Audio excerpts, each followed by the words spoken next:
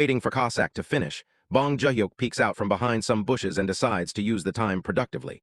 He thinks, I should at least get some skill practice in while I wait. In a close-up shot, Bong Joohyuk's expression is serious as he activates a new skill, thinking the name. Shadow Step. Bong Joohyuk's body is enveloped in a blue, ethereal glow, his eyes shining as the skill takes effect. He looks slightly surprised by the sensation. He surges forward in a burst of speed, leaving a trail of blue energy. He is now moving with supernatural agility through the dense forest. As he glides through the air, suspended in a starry blue aura, he marvels at the experience, thinking, oh, so this is what it feels like. Joohyuk fluidly teleports between spots in the forest. I see why Cossack told me to learn this first, he thinks. I can move completely freely. It's perfect for running away. Suddenly, while practicing, Bong Joohyuk is startled. He stops mid-step and looks into the bushes with a surprised, huh. A small, green-skinned goblin with glowing red eyes and sharp teeth snarls from the shadows, letting out a menacing keek. From a high angle, the goblin is seen jumping out of the bushes towards an unsuspecting Joohyuk. He looks up in shock, exclaiming, G-Goblin. A wave of purple furora surrounds Joohyuk as he freezes on the spot.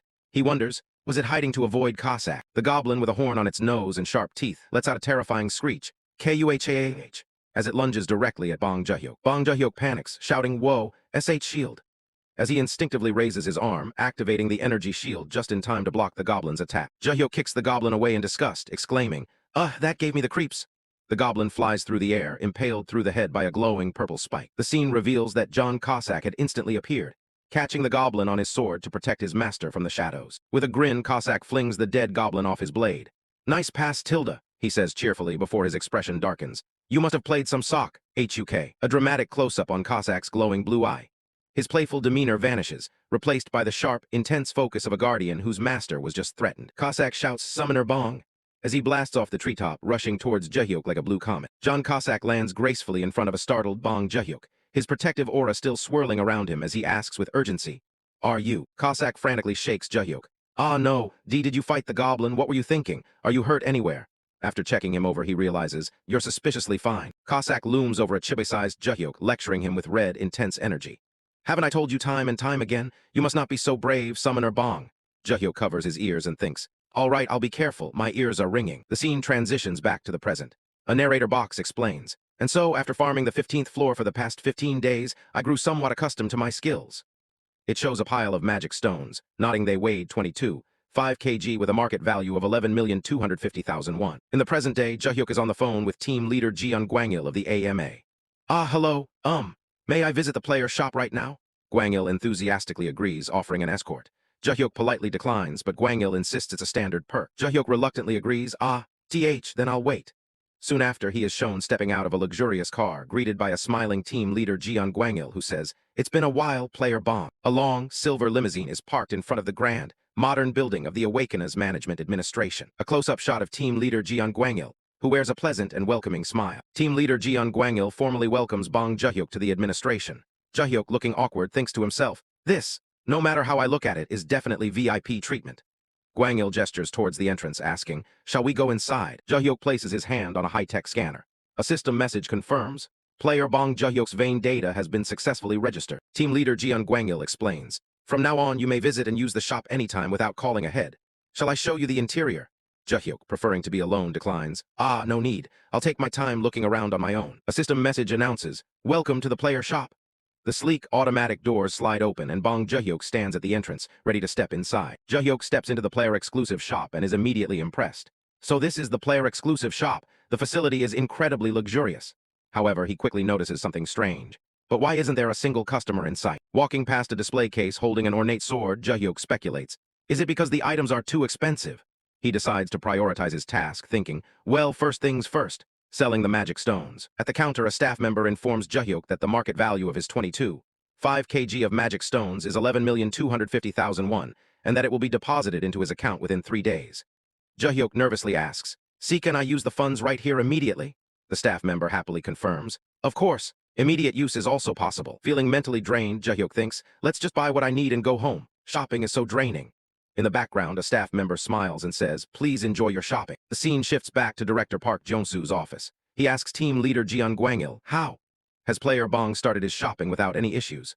Gwangil reports, yes, he is currently looking around, and we have informed the other players that the shop is closed today. The director asks about the prices. Gwangil explains, I instructed the staff to sell everything at a 90% discount. He reasons, given his timid nature, offering items for free would feel burdensome and cause him to refuse them. The director responds with a simple, well done. The scene transitions to an exterior shot of an apartment building against a beautiful sunset sky. Back in his apartment, Bong Joohyuk proudly shows off his purchases.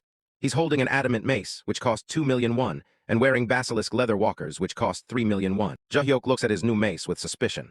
But I heard standard item prices usually start at 20 to 30 million won minimum, he thinks. Seeing as team leader Jeon Gwangil came out to meet me personally, as expected, he realizes the truth with a shocked expression. No matter how I think about it, I definitely got special treatment. A chibi version of him feels burdened, thinking, aw shucks, nothing in this world is free, so this feels kinda burdensome. While another part of him blushes, thinking, but the walkers are pretty tilde. Joohyuk reflects on his new gear. The fact that I could cover my entire defense with just a pair of walkers is all thanks to the energy shield, the all-in-one armor that replaces every other defensive gear slot. And that is all thanks to the perk. A bead of sweat runs down his face as a sly, greedy smile appears. He thinks, I promised myself I wouldn't get greedy when I started climbing the tower.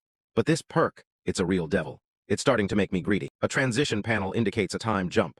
The next day, a blue system window announces, John Cossack has been designated summoned. John Cossack appears in Joohyuk's apartment, saluting sharply.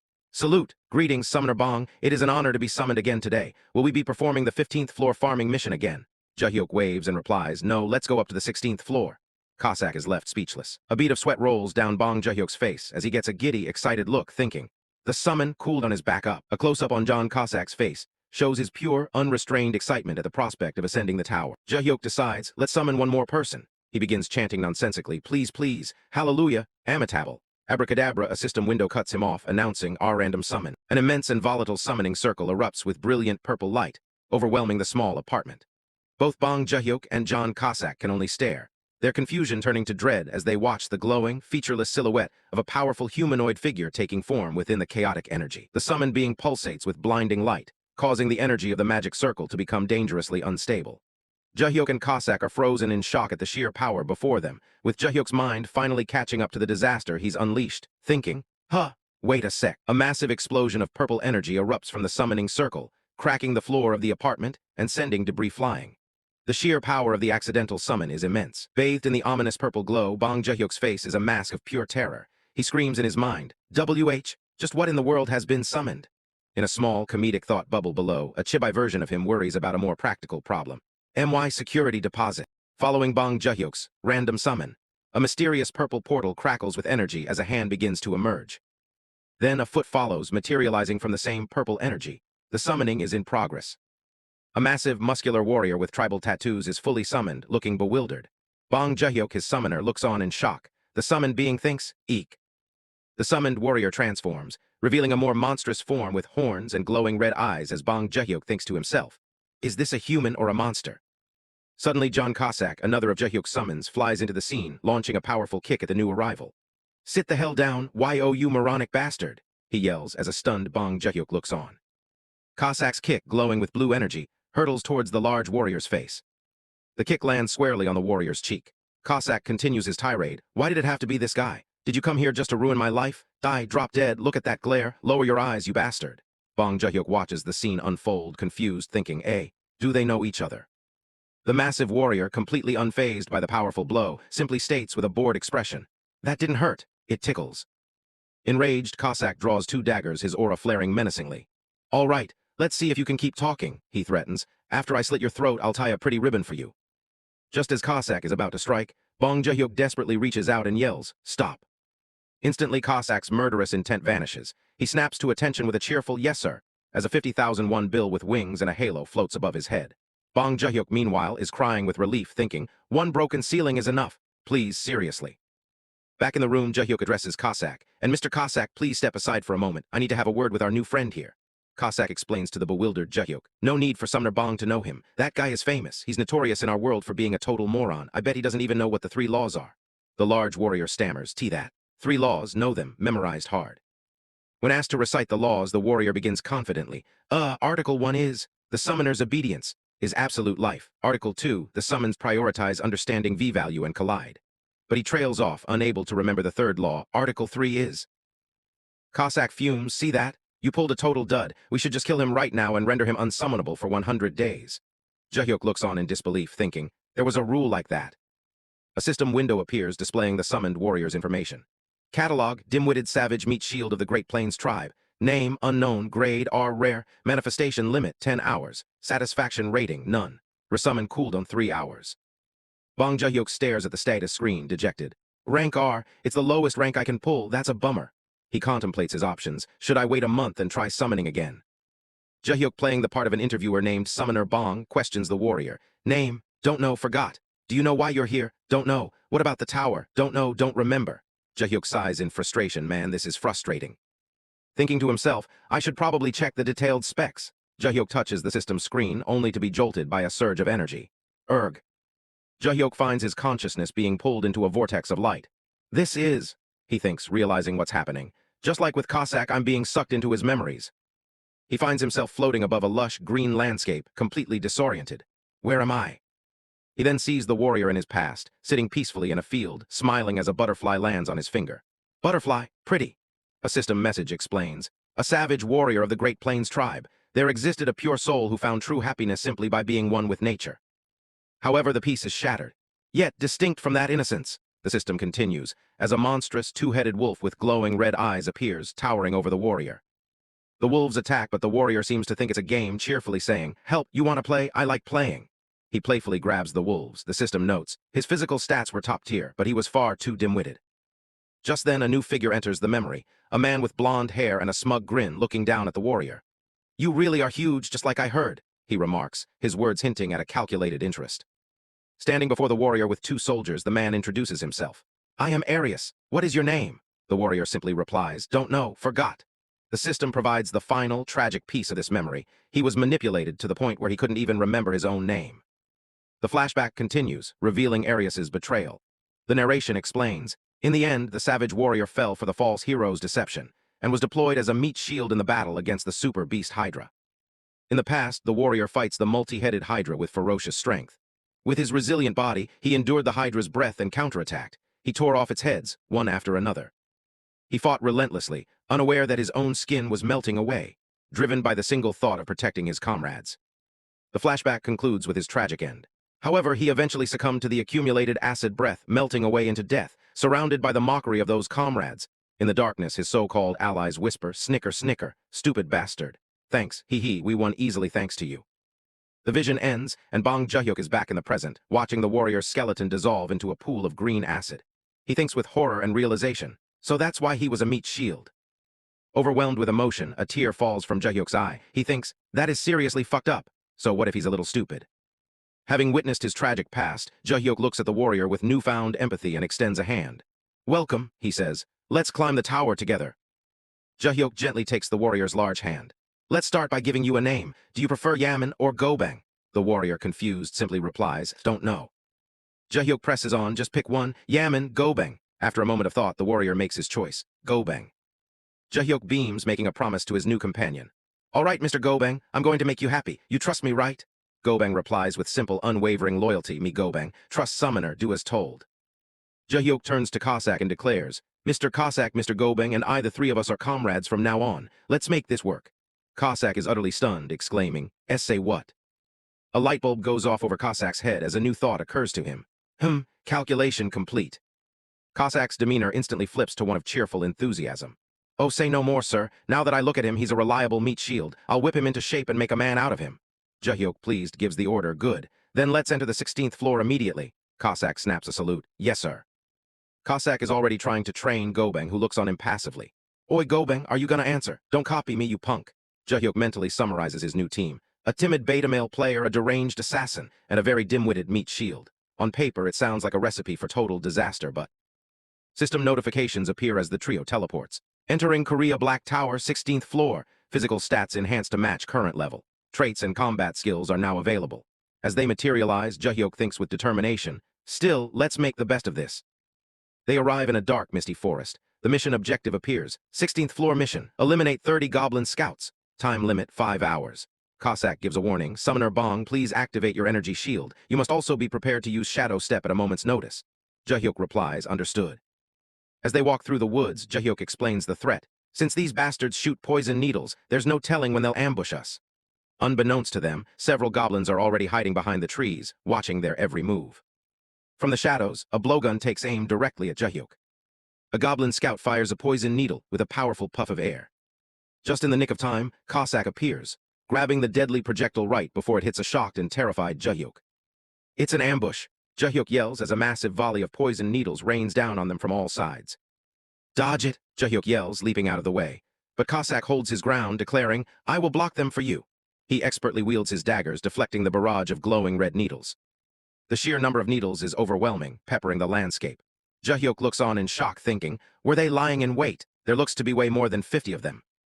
Seeing the overwhelming barrage and realizing Cossack can't block them all, Joohyuk yells out the only command he can think of, putting his faith in his new trump card. Mr. Gobang, get out in front and block them. In response to the command, Gobang's eyes ignite with a furious golden light.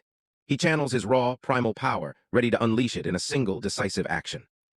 In response to Joohyuk's command, Gobang stomps his foot down with tremendous force, unleashing a powerful shockwave. The blast radiates outwards, sending the ambushing goblins flying. They cry out in confusion, keek, keek. While some goblins are sent flying, others turn to flee. Cossack moves to cut them down, but is surprised by the sudden turn of events. Cossack looks up confused, as a massive shadow falls over him. It's Gobang, who has leaped high into the air and comes crashing down, creating another huge explosion that sends the fleeing goblins flying. Cossack is caught in the blast and sent tumbling through the air, yelling, Hey, you son of a bitch. Peeking from behind a tree, a wide-eyed Joohyuk thinks in amazement, holy crap, with that weight class it's not even a fight. The remaining goblins regroup and fire another volley of poison needles at their massive opponent. The needles rain down on Gobang's back but have no effect whatsoever. He remarks calmly, doesn't work, it tickles. With the goblins distracted, Joohyuk gives the order, follow orders, kill them all. Cossack leaps into action, slicing through the remaining enemies with deadly efficiency. Watching the carnage, Joohyuk reflects on Gobang's power. That savage warrior is only rank R. Based on combat alone, he looks like at least an SR. No, an SSR. Don't tell me. Is he R-rated just because of his intelligence? After successfully clearing the floor, the team celebrates back in Joohyuk's room with a huge box of fried chicken. Gobang eagerly picks up a handful. Gobang happily devours the meal, exclaiming, this is kitchen, tasty. Joohyuk, looking like a proud father, praises him. Gobang, your performance was incredible. Please eat as much as you want. Cossack, annoyed, kicks Gobang's leg. It's chicken, you bastard. Chicken, is this a kitchen? And eat them one by one. While scolding Gobang, Cossack tries a piece of spicy chicken and immediately regrets it. Joohyuk observes the chaos and thinks, assassin is a spice wimp, looks like a moron. Is the get-along option just not available? Gobang looks at Joohyuk with pure gratitude and says, summoner, good person. Joohyuk, caught off guard by the sincere compliment while eating, is surprised. Gobang continues, beating his chest with loyalty. Feed kitchen, Gobang give life. Joohyuk blushes, touched by the sentiment. Hee. Compared to the work you guys do, chicken is nothing. If anything, I'm the one who will be relying on you, Mr. Gobang. Cossack, having had enough, lunges at Gobang again, shouting, it's chicken, not kitchen, you stupid bastard. Joohyuk screams in shock as his peaceful dinner is interrupted once more. Joohyuk jumps up and scolds Cossack. Ah, you scared the hell out of me. Why are you bullying someone who's eating so heartily? He thinks about the touching moment that was just ruined. Cossack apologizes. Sorry, sir. Just thought that Gobang needed some education. He then mutters, look at that bastard inhaling everything while we're distracted. The next day, the team enters the tower again. System messages announce their entry. Entering Korea Black Tower, 17th floor. Physical stats enhanced to match current level. Traits and combat skills are now available. Joohyuk feels a surge of new power after leveling up. Whoa, now that I'm level 17, I can feel the power surging. It's almost uncontrollable. Getting a bit full of himself, he imagines a muscular, horse-headed version of himself. This pounding heart. Is it waking up again? The wild stallion within me. Yeah, maybe it's time I join the fray. Cossack quickly shuts down his ego. Summoner Bong, around level 20 is exactly when people start getting cocky. I will take point. Gobang adds, we'll keep safe. Summoner fall back to live. A humbled, tiny Joohyuk meekly agrees, okay. The 17th floor mission is to defeat 30 goblin warriors. They are faced with a huge, organized army of them. Joohyuk thinks, I didn't feel it before because we were ambushed from all sides. But seeing them in formation, the pressure is insane. Joohyuk analyzes the situation further. That goblin battalion is at least 60 strong, and for mere monsters, they're surprisingly well-versed in strategy and tactics. The walkthrough I studied before entering wasn't like this. He recalls the standard strategy for this floor. When the goblin warrior unit appears, first retreat to the safe zone, wait for a while, then return. And the forces will have dispersed, patrolling in groups of 3. The standard strategy is laid out. To avoid drawing aggro, lure them out 3 at a time and pick them off. Repeat for success. However, as the narration notes, this is the standard strategy, but it takes a considerable amount of time. But Joohyuk has a secret weapon, he thinks to himself. But for me, I don't need to bother with such a tedious process. He calls out to his powerhouse, Mr. Gobang. Gobang immediately responds, summoner called. With a newfound, adorable confidence, Joohyuk points forward and gives the simple order, move out. Gobang lets out a mighty roar and charges into the goblin army, unleashing a torrent of power. Joohyuk thinks with satisfaction, with Gobang on the team reaching the mid-tier floors, even higher, will be a breeze. With a confident, almost greedy smile, Joohyuk points at the goblin army. Those guys, wipe them all out. He's already thinking about the rewards, excitedly wondering, now then, what kind of perk are you gonna give me next? A system message flashes, announcing the mission for the 17th floor. Defeat 30 goblin warriors. An army of goblin warriors, equipped with helmets, shields, and spears, stands ready for battle in a fiery landscape. Bong Joohyuk summons his subordinate, saying, Mr. Gobang. The large, muscular man with prominent tattoos appears and replies, Summoner, you called me. With a confident smirk, Bong Joohyuk points his finger and gives a simple command. Wipe them all out. Gobang lets out a massive roar, unleashing a powerful wave of energy as he prepares to attack. He charges directly into the goblin ranks, startling the small creatures who can only let out a confused GRR. A goblin warrior with glowing red eyes lets out a sharp cry, as if trying to rally its troops against the overwhelming force. The goblin warriors form a defensive line, pointing their long spears forward in a futile attempt to stop the oncoming assault. Gobang unflinchingly faces the barrage of spears flying towards him, completely unfazed by the attack. With immense power, Gobang crashes into the goblin horde, sending bodies and weapons flying in all directions amidst screams of panic. The aftermath shows defeated goblins and their broken spears lying on the ground, a testament to the one-sided battle. Watching the display of power, Bong Joohyuk smiles in amazement, thinking to himself, wow, that performance is insane. He muses that strategy and tactics are useless when there's such a massive difference in power. It's like thousands of rental bikes trying to fight a K2 Black Panther tank. It wouldn't stand a chance. A system notification appears, congratulating him. You have achieved S++ clear grade on floor 17 of the Black Tower, Korea. As a reward, he is awarded a platinum badge. Bong Joohyuk exclaims, amazing, clearly pleased with his progress. Behind him, his other subordinate, John Cossack, stands by. Suddenly, John Cossack has a look of utter shock and despair, crying out a name in anguish. Bom Sansa. The next challenge is announced against the backdrop of a dark, menacing forest. Floor 18 mission, defeat 30 goblin assassins. Bong Joohyuk and his two summons, John Cossack and Gobang, stand before a new shadowy horde as he notes, Floor 18 is goblin assassins. Bong Joohyuk orders them to move out, and Gobang once again charges forward, leading the attack. A text box explains that these new foes are different. Surprisingly, they are monsters that use stealth skills. Several goblin assassins are shown moving with ghostly speed. The goblin assassins use their stealth to ambush Gobang, latching onto his body and overwhelming him. He is caught completely by surprise. Gobang looks around, confused and unable to pinpoint his attackers as they swarm him. Watching from a safe distance, a bead of sweat runs down Bong Joohyuk's face as he lets out a nervous, Bong Joohyuk begins to second-guess his approach, thinking, this might not be as easy as I thought. Meanwhile, the ensnared Gobang roars in frustration, come out, assassins are all cowards. His taunts, however, are met with a chilling response. A sinister muhahaha echoes from the dark woods, the assassins clearly enjoying their tactical advantage over Gobang's brute force. Just as the situation seems difficult, another one of Joohyuk's summons decides it's his time to shine. John Cossack steps forward with a flourish, striking a pose. He declares, you've suffered watching that ignorant bastard Gobang's strategy until now. I will purify your eyes with a classy walkthrough. Bong Joohyuk watches silently. Activating his own stealth ability, Shadow Step, John Cossack confidently states, those goblins' stealth is nothing compared to mine. With graceful, acrobatic movements, John Cossack slices through the goblin assassins, quickly raising the kill count for the mission.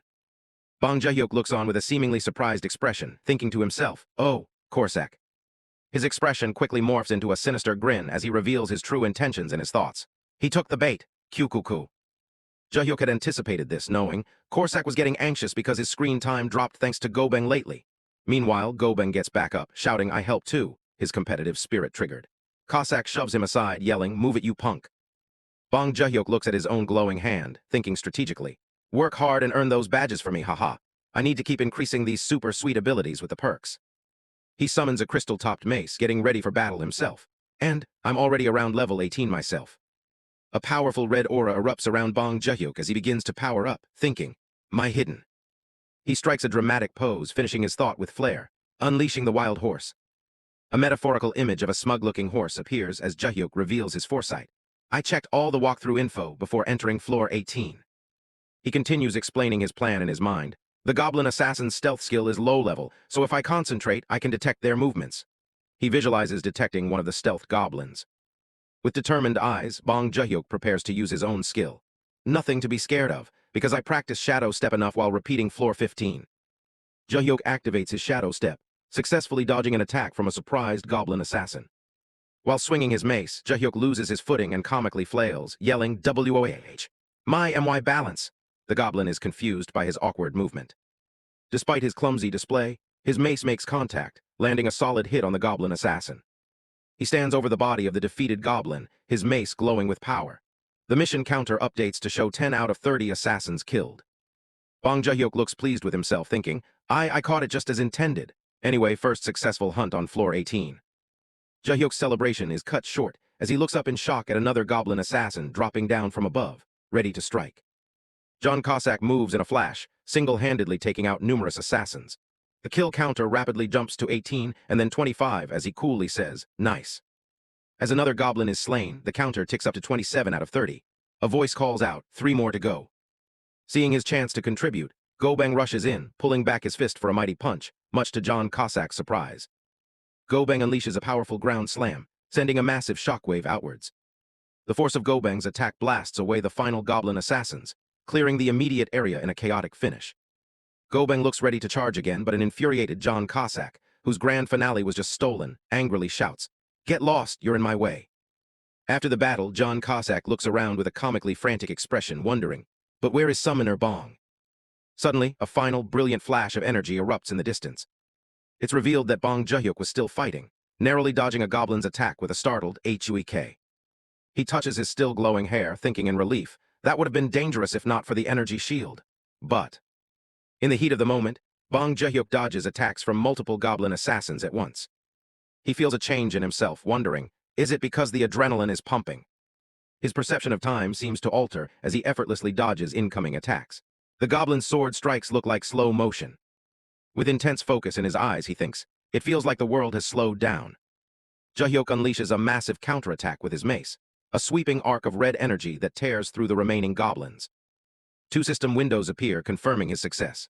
Notice, you have achieved S++ clear grade on floor 18 of the Black Tower, Korea, followed by S++ clear reward, awarding platinum badge. John Cossack runs through the now quiet forest, anxiously calling out for his master, Bong, Summoner Bong. He finds Bong Joohyuk admiring his newly acquired platinum badge, who happily declares, "I think I got the last hit." John Cossack falls to his knees in theatrical despair, crying out, "Summoner Bong," as Gobang looks on, confused by his dramatic reaction to having the final kill stolen. The scene shifts to the Awaken's Management Administration office, where Agent Lee Minna stares at her screen in shock. "A global notice popped up," she exclaims, "Floor 18 S++ clear success." A bald official slams his desk in approval, saying, "All right," he adds, "he's unstoppable. It seems he certainly prepared thoroughly." The officials discuss the situation. The bald one says, "If I had my way, I'd want to reveal it right now, that the person with the 18-floor consecutive S++ clear record in Korea is this person right here." But another official with a goatee warns, "You shouldn't say that even as a joke." Lee Minna agrees, because it's dangerous if his identity is revealed. The bald man laughs it off. "I'm saying I'm just that proud of him." The official with the goatee speaks with a serious tone. "Now, Bong Joohyuk is a top-class player who needs to be cared for more delicately than the elite team." The news spreads rapidly. A broadcast announces, "A new wind is blowing in Korea's Black Tower climbing scene." The anchor reports on the 18 floors consecutive S++ clear breakthrough after a 20-day hiatus, calling it an unprecedented record. The report continues, estimating the mysterious players level to be around 19 and emphasizing that not just players, but the entire nation is fascinated by the S++ player's identity. Back in his apartment, Bong Joohyuk sees the news and lets out a long, weary sigh, clearly overwhelmed by the sudden fame and attention. Noticing John Cossack sighing as well, Joohyuk tells him, Mr. Cossack, don't just sigh. If you have something to say, say it." Cossack solemnly replies, "Yes, sir. It's too fast." A confused Bong Joohyuk asks, "What is?" John Cossack elaborates with a concerned expression, "The speed at which you are realizing your talent." Joohyuk is taken aback and immediately becomes flustered, denying it. Talent? Who? Surely not me." Joohyuk maintains his dismissive act, putting on a cutesy display as he waves his hands and insists, "You're joking." "Look at that face." John Cossack knows. This is real. Bong's Shadow Walker was just different. It was executed so perfectly that even John admits he might struggle to copy it. He recalls the intense look in Bong Joohyuk's eyes during the battle, and his worry deepens. That makes it even more dangerous. John Cossack continues passionately, "No, Sansonim, really, you will gradually find combat fun, you will gain confidence. Danger increases proportionally with that. Being brave is dangerous." He reminds him of their pact. "We promised from the start, didn't we? Safety first, self-preservation." Bong Joohyuk pats his shoulder with a disarmingly innocent expression. "Why, yes, of course, Tilda," he reassures him. "I'll never do anything dangerous and just catch about one." Defeated by his master's seemingly earnest promise, John Cossack reluctantly gives in, sweating as he replies with a simple, "Yes." Despite Joohyuk's innocent smile, a single bead of sweat hints at the truth. John Cossack's intuition screams at him, "I have a bad feeling." The chapter ends with John Cossack clutching his head in comical despair, tears streaming down his face as he internally wails, "Our summoner! I feel like he's definitely going to cause trouble someday." The R-grade assassin John Cossack was overcome with a sudden, dramatic wave of emotion, his purple features twisted in a comical display of despair as he wailed. He desperately thought, "Our summoner. Feels like he's definitely going to cause an accident someday." Watching from behind, the massive summoned Gobeng could only grin at the assassin's display of weakness, showing no sympathy for his comrade's breakdown. Gobeng mocked him in his mind, assassin bawling his eyes out. What a moron. The psychological pressure of the tower finally manifested as domestic violence as a heavy blow landed squarely on Gobeng's face. Bong Joohyuk screamed with surprising savagery, "I'm gonna boil you alive in a pot." John Cossack seized the opportunity to retaliate, leaping into the air to deliver a powerful flying kick that sent the giant Gobeng tumbling backward into the household appliances. Bong Joohyuk watched his meager resources being destroyed as his fridge was knocked over, spilling groceries everywhere. He shrieked in total agony, "My fridge." Faced with the total destruction of his sanctuary, Bong Joohyuk attempted to exert his authority over the unruly summons. He shouted with desperation, "Both of you stop destroying the house and go back." Bong Joohyuk knelt amidst the ruins of his dinner, his soul crushed by the loss of his most precious food item. He wailed, "Geez, even the precious kimchi is all over the floor," and quietly whimpered, "Mom gave that to me." As a mental tombstone appeared labeled RIP Kimchi. The sun began to set over the city, and Bong Joohyuk looked out the window, realizing he needed a tactical retreat to regroup his sanity. He pensively thought, "Tomorrow to clear my head, maybe I'll visit my parents' place." The next morning, Bong Joohyuk arrived at the weathered apartment complex where his family lived, his footsteps echoing a temporary escape from his tower responsibilities. He pushed open the door to his childhood home, announcing his arrival with a weary smile. Bong Joohyuk called out, "Your son's here, Tilda." Inside the modest apartment, a warm voice greeted him from the living room. His mother said, "Joohyuk's here. Come in, Tilda." Bong Joohyuk found his father in bed and his mother attending to him, the reality of their aging bodies hitting him hard. His mother nagged him, "It's not like you live far away, you should visit more often," while she sadly thought, "I'm going to forget your face." His father countered, "Oh, stop it. Quit nagging the busy kid." Bong Joohyuk concernedly asked, "How's your hip joint?" His father struggled to sit up as his mother continued her warning about the severity of his injury. She said, "You think bones heal easily? I spent half the day lying down." His father dismissed it, saying, "Just keep lying down." Bong Joohyuk stammered as he helped his father, "It's fine for a little bit." The family moved toward the kitchen as his mother took charge of the meal. She commanded, "Sit, I made stew." Bong Joohyuk scanned the room and asked, "Where's my brother?" His mother replied, "Minhyuk went to buy tofu. He'll be back soon." A pot of spicy tofu stew bubbled on the table, a humble but vital nourishment for a wimp struggling to conquer the tower. As they ate, his mother addressed the financial shadow hanging over them. She asked, "Things are tough at home these days, right?" His father tried to shield him, saying, "Don't worry. Mom will find work again soon." He added, "Yeah, don't worry about us and just live your life well." Bong Joohyuk felt the weight of his secret career as he shoveled rice into his mouth, his father's words haunting him. His father muttered, "Don't keep thinking about sending money." Bong Joohyuk cautiously thought, "Should I test the waters?" He then ventured aloud, It would be nice if I awakened at a time like this." His mother froze, her instincts immediately flaring up at his comment. She asked pointedly, "Joohyuk, don't tell me you." Bong Joohyuk panicked internally, thinking, should I have been more subtle?" The tension dissolved into mockery as his father and brother erupted into laughter at the thought of him being a hunter. His father mocked, "Was that a joke just now? You entering the tower? A guy who looks exactly like me." He continued, "Let me tell you, your dad is the type of man who asks mom to catch cockroaches." Minhyuk gleefully thought, "Funniest joke Hyung has ever made, lol." Bong Joohyuk was left speechless, thinking. As his mother sighed, "That's not something to be proud of, geez." His mother shifted the focus back to his everyday life, causing another spike in his anxiety. She asked, "By the way, aren't you going to work today?" Bong Joohyuk sweated and stammers, Today is my day off." He desperately thought, "Actually, I quit everything a while ago." The lie was transparent, and his mother didn't hesitate to call him out on it. She said, "Son, your face shows when you're lying, you know," while she thought to herself, "How suspicious, Tilda." Bong Joohyuk shouted defensively, "Lying? What do you mean?" While he frantically thought, "I haven't even lied that many times." His mother's expression softened as she offered a rare moment of genuine support. She said, "Still, Mom trusts our son." Bong Joohyuk felt the heavy impact of her words, thinking, "Mom." However, her trust came with a terrifying condition that triggered Joohyuk's deepest fears. She warned, "Just don't use loan sharks." Absolutely not. Bong Joohyuk shuddered as the memory of his past failures returned. Dark images of his past debt struggles flashed through his mind, a survival trauma he couldn't escape. Bong Joohyuk grit his teeth and thought, a memory I had forgotten. He looked at the gruesome news regarding the Smile Cash murder and thought, that can't be true, tilde. He quickly diverted the heavy conversation to the woman in charge, thinking, come to think of it, what happened with Mom's job? His mother recounted the incident with her characteristic fiery spirit, a trait that clearly dominated their family life. She explained it was because of a rude customer. I went to fix a water purifier and they asked me to clean up all their recycling and food waste too. She asked with a scowl, could I just stand by and watch? She proudly stated, customer ratings be damned. I just let them have it, but then quietly admitted, I got fired after that though. Bong Joohyuk could only mutter, as he reflected on the formidable woman his father had chosen. Bong Joohyuk reflected on his parents' dynamic, noting that his mother is aggressive and brave, possessing a personality that can't stand injustice. His father laughed while reminiscing, this father's greatest achievement in life? It's asking your mom out on a date, haha tilde. He admitted that he was the one who fell head over heels for such a woman. The family hierarchy revealed a startling reality of inherited traits. Narrator noted, the definition of a real beta male. A chart designated Bong Joohyuk's father as the real beta male, while Bong Joohyuk and Minhyuk were labeled as beta male junior 1 and beta male junior 2 respectively. Bong Joohyuk observed his family with a faint smile, keeping his secret status hidden to protect their peace. Bong Joohyuk thought, anyway, everyone must be worried. He determined, let's talk about the awakening after the situation settles down more. The setting shifted to the stark exterior of the apartment complex, where Bong Joohyuk prepared to leave his family once again. Bong Joohyuk handed over a packet of money to his brother to support their parents. Minhyuk asked, what's with the money?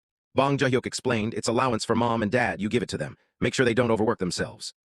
As Bong Joohyuk began to walk away, his brother suddenly stopped him. Minhyuk called, wait, Hayoung. Bong Joohyuk turned back with a questioning look. Minhyuk stood frozen with the envelope in his hand. Minhyuk muttered, it's... Bong Joohyuk assumed his brother was feeling indebted. Bong Joohyuk thought, he must be acting like this because I paid his tuition last time. Bong Joohyuk patted his brother on the shoulder to ease the perceived tension. Bong Joohyuk thought, this little rascal, he's probably feeling too shy to say thank you. He said aloud, I know how you feel, punk. Minhyuk simply asked, really? The younger brother's silence was revealed to be a tactical maneuver for more cash. Minhyuk giggled and said, then I can speak comfortably. He pointed out the oversight, mom's allowance, dad's allowance. Doesn't something feel missing after that? Minhyuk grinned, seems like you forgot my share, Hayoung. Bong Joohyuk's irritation spiked at his brother's opportunistic nature. Bong Joohyuk thought, this little narrative text confirmed the transfer of 500,000 won was complete. Bong Joohyuk warned, don't spend it on useless things, you brat. Bong Joohyuk stood before the towering headquarters of the Seoul Hanamdong Awakening Management Department. Inside the building, the protagonist reinforced his goal to survive for his family's sake. Bong Joohyuk thought, I was going to go back to my place, but I came here on a whim. He added, after seeing my family, the thought of doing this properly grew bigger. A male staff member offered guidance on future visits. The staff member said, if you visit the player shop, please make sure to contact me in advance. Bong Joohyuk felt the pressure of social expectations. Bong Joohyuk thought, well, it should be fine, right? If he comes out to meet me again, I'll just feel sorry. Strategic planning moved to defensive upgrades. Bong Joohyuk thought, I do have the energy barrier, but the monsters will get stronger as I go up the floors, so... He looked at the ring on his finger as he analyzed the situation. Bong Joohyuk decided to invest in survival gear. Bong Joohyuk thought, it'd be best to buy a shield. A female staff member presented a luxury item and stated, that'll be 100 million won.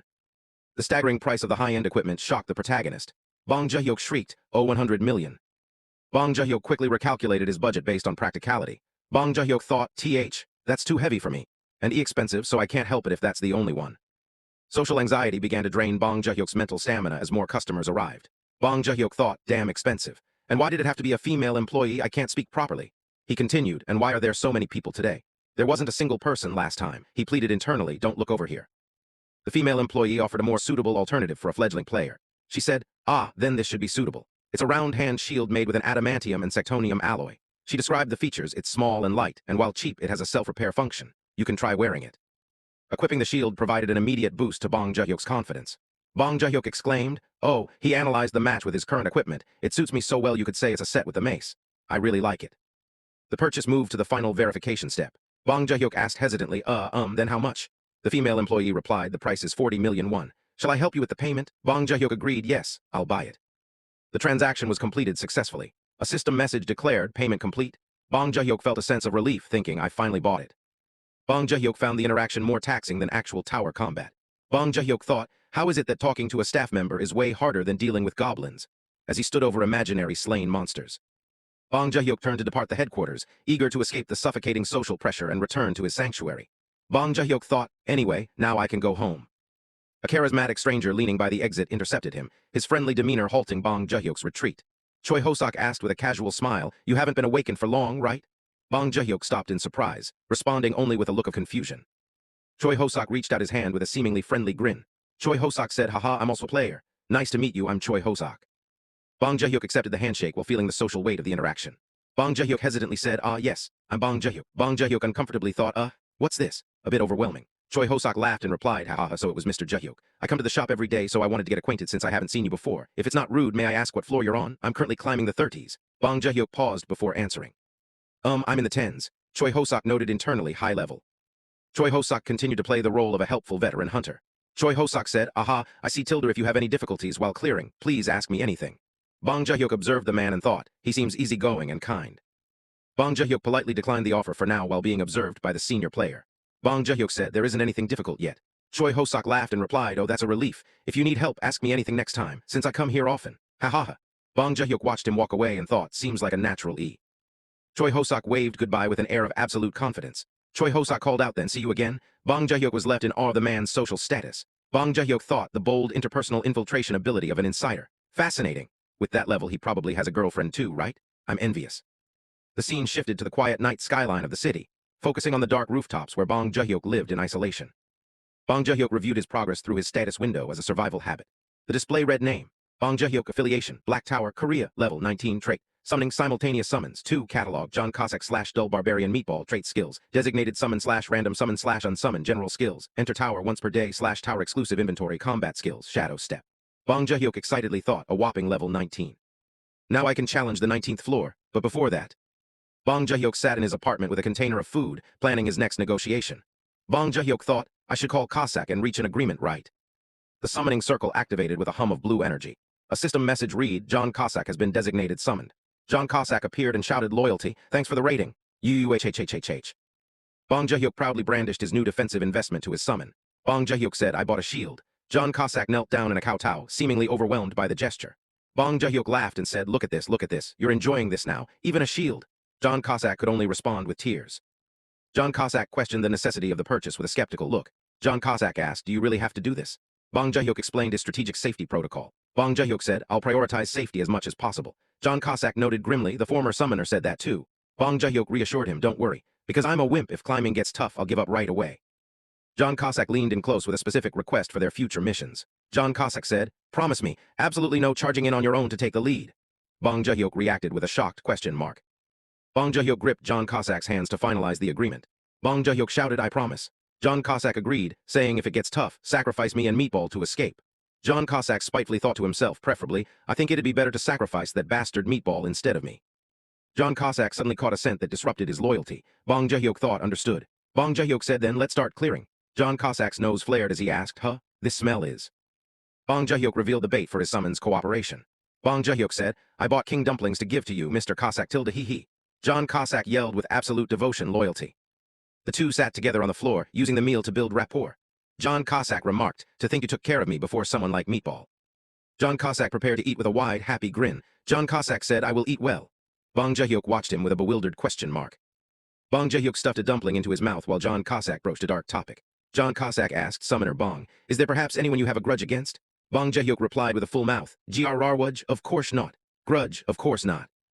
The mood shifted instantly as John Cossack sensed a threat through the door. John Cossack warned, there's someone outside. They have overflowing killing intent. Bong Joohyuk's eyes widened in sudden fear at the mention of danger. Bong Joohyuk asked, killing intent. Suddenly, a calm voice called out from behind the door, hello. Bong Joohyuk immediately prioritized stealth for his protector. Bong Joohyuk said, hide for now. John Cossack replied, yep. Bong Joohyuk activated his new tactical defense. A system window explained, energy barrier effect. Protects the user with a barrier that absorbs damage. A small, metallic projectile rolled through the opening in the door with a clinking sound. Bong Joohyuk froze on the floor as the object rolled into the center of the dark room. The door creaked open as a silhouette stepped through the darkness, brandishing a pistol equipped with a suppressor. Choi Hosok looked down at him with a murderous grin and asked, hi there. Bong Joohyuk stared up from his position on the floor in absolute shock and terror, his survival instincts failing him at the sight of the weapon. Bong Joohyuk shrieked internally as his mind raced to process the threat. Bong Joohyuk stared at the man in total disbelief as the friendly facade from the equipment shop vanished completely. Bong Joohyuk screamed in his mind, you're the guy I saw at the hunter shop? Choi Hosok stood in the doorway with a murderous grin, smoke still lingering from his gun. Choi Hosok mocked, surprised, you little brat, following you was quite a pain in the ass. Bong Joohyuk whimpered, why me? and stammered, Is that a gun? Please just put the weapon away first." Choi Hosok's eyes flared with annoyance. Choi Hosok shouted, "Who said you could speak? Do you want to die, you punk?" He stepped closer and growled, "Take off your bracelet and open your inventory before I turn your head into a beehive." The cold metal of the silencer pressed firmly against Bong Joohyuk's forehead as he looked up with wide, terrified eyes. Bong Joohyuk thought in despair. No. He looked at the gun and desperately wondered, "What were you thinking pointing that at me?" Choi Hosok grew increasingly impatient, unaware that he was the one being hunted in the shadows. Choi Hosok yelled, "You think this is a joke, huh?" Behind the arrogant robber, the dark silhouette of John Cossack loomed with a glowing eye and a raised dagger. Bong Joohyuk watched the certain doom approaching his attacker and thought, "It's basically suicide." Choi Hosok points his gun directly at Bong Joohyuk. He aggressively asks Joohyuk if he thinks this is a joke. Choi Hosok sneers at the frozen protagonist. He laughs while nodding that Joohyuk is freezing up just because he is holding a gun. He thinks to himself that he picked someone good to prey on this time too. Choi Hosok prepares to strike. He thinks that losers like Joohyuk always open their inventory after a single smack. He shouts at Joohyuk to hurry up before he beats him to death. A heavy metallic pole suddenly smashes down on Choi Hosok's head. He lets out a strangled sound as the blow connects. John Cossack materializes behind the intruder with his sword drawn. Choi Hosok gasps in shock. He realizes there was another one and curses his luck. Choi Hosok collapses face down on the kitchen floor. Bong Joohyuk watches the rapid takedown from his position on the ground. Bong Joohyuk stares at the scene in disbelief. He lets out a confused sound as he processes the sudden change in situation. Bong Joohyuk excitedly praises his summon. He tells Mr. Cossack that he did great. John Cossack responds with a confused pardon. Bong Joohyuk wipes away tears of relief. He exclaims that John Cossack knocked the man out without killing him. He admits he was worried Cossack would kill him without reading the room again like some thoughtless, trashy thug. John Cossack nervously asks if he would ever do such a thing while laughing. Bong Joohyuk looks down at the unconscious intruder. He breaks into a cold sweat as he concludes this man must be an item broker. Bong Joohyuk explains the concept of an item broker. He defines them as criminals who kill players and steal their items when they are outside the tower and acting like civilians. He recalls having heard of them before. Manager Lee previously explained the benefits of the elite team. He stated that personal protection outside the tower is a key benefit because players are just like civilians outside the tower. Bong Joohyuk reflects on the immediate threat he just faced. He realizes that if he hadn't awakened the ability to summon things from outside the tower, he would have been completely helpless and died. John Cossack was diligently tying bows to prepare for his new masterpiece, while Bong Joohyuk stood by and watched. Bong Joohyuk realized all over again that his summoning skill was a true cheat code ability. John Cossack offers to dispose of the man outside. Bong Joohyuk instructs him to leave the man and report him to the police. John Cossack insists there is no need and offers to carry him far away. Bong Joohyuk firmly states that reporting it is the easiest way. John Cossack reluctantly obeys. The bald man at the shop reacts with shock. He asks if player Bong stopped by the shop again. Jeon Gwangil receives a report in his office. He notes that Joohyuk bought something without his knowledge and asks what it was. A subordinate reports that Joohyuk purchased a small buckler. Jeon Gwangil clicks his tongue and thinks that if Joohyuk had signed the elite contract, he would have decked him out from head to toe. Jeon Gwangil analyzes Joohyuk's potential traits. He suspects Joohyuk is a melee type based on his purchase of a mace and shield. He looks at a concept display of a heavily armored warrior and thinks that a full set of protective gear wouldn't be enough if Joohyuk is a melee type. Jeon Gwangil decides on a new course of action. He resolves to make up an excuse to provide player Bong with a full set of armor. Jeon Gwangil's phone vibrates in his pocket. He apologizes and says he needs to take the call for a moment. The screen displays a call from the police player task force. Jeon Gwangil answers the call and identifies himself. He listens to the report and suddenly shouts in shock at what he hears. A dark car speeds through the city streets late at night, with its tires screeching against the asphalt. Jeon Gwangil sprints up the stairs of an apartment building. He curses under his breath in frustration. Jeon Gwangil grits his teeth while sprinting, berating himself that he should have signed the elite contract from the start. His mind is consumed by a single frantic thought. If anything happened to player Bong, he has failed in his primary mission. The police burst in and immediately force Choi Hosok to the ground. As the officer announces he is under emergency arrest for home invasion and aggravated robbery, Hosok groans in pain. He begins his desperate resistance, shouting that his head hurts and accusing the officers of killing him as he prepares to twist the narrative. Choi Hosok screams at the officers. He claims he is innocent and that he was kidnapped by the other guy. He insists he is the victim. Bong Joohyuk panics and stutters that Choi Hosok is the one who broke in. The police officer states that for now, the homeowner needs to come with them as well. Bong Joohyuk trembles in terror. He desperately thinks that there is no way this is happening. He worries that he might be going to prison. He imagines a scenario where he becomes a loser in prison. Jeon Gwangil slams the door open with a loud bang. He commands everyone to wait a moment. Bong Joohyuk looks at the newcomer in confusion. He mutters team leader Jeon Gwangil's name. Choi Hosok suddenly looks delighted. He shouts to the team leader that it is him, Choi Hosok. He asks if Jeon Gwangil remembers him. Jeon Gwangil strides into the room with heavy footsteps. Choi Hosok continues to plead his case. He asks if Jeon Gwangil came from the department and claims that he really saved his life. Choi Ho-sok points a finger at Joohyuk and claims that the guy kidnapped him and tried to steal his items. Jeon Gwang-il suddenly delivers a powerful slap to his face. Choi Ho-sok is sent reeling by the blow. He grovels on the floor with blood and spit flying from his mouth. He asks in utter confusion why Jeon Gwang-il slapped him. Jeon Gwang-il towers over the criminal in a rage. He calls Choi Ho-sok a son of a B***tch. He asks how he dares to lie. He demands to know how he dares to try to kill a fellow player. Choi Ho-sok desperately insists that he is the victim. Jeon Gwang-il coldly declares that his registration is cancelled as of now. Choi Ho-sok tries to argue that he is level 34 and asks why he would resort to robbery. Jeon Gwang-il continues the assault. Choi Ho-sok coughs and begs him to stop. Bong Joohyuk watches the scene in shock. Choi Ho-sok lies defeated on the floor. He realizes that Jeon Gwang-il is not even listening to him. He wonders what kind of bullshit this situation is. Jeon Gwang-il rubs his hands together, still seething with anger. Jeon Gwang-il orders the officers to take Choi Ho-sok away. He informs them that the NIS will be there soon so they can hand him over. Choi Ho-sok's eyes widen in terror as he thinks of the NIS. He knows they do not hesitate to use torture for player-related crimes. Choi Ho-sok bangs his head on the floor in a desperate plea for mercy. He claims that he did not see things properly. Jeon Gwang-il calls his excuse bullshit. He asks if Choi Ho-sok thinks he is the first scumbag to do this. He identifies him as a repeat offender and vows to uncover everything he has done. Jeon Gwang-il looks down at the criminal with pure disgust. He tells him to go find a lawyer. He adds that no lawyer would ever step up for someone like him. Jeon Gwang-il instructs the officers on the player arrest manual. He explains that if the player escapes into the tower during transport and disappears, they should just wait. He notes that the player will reappear in the same spot anyway. Choi Ho-sok cries out in despair.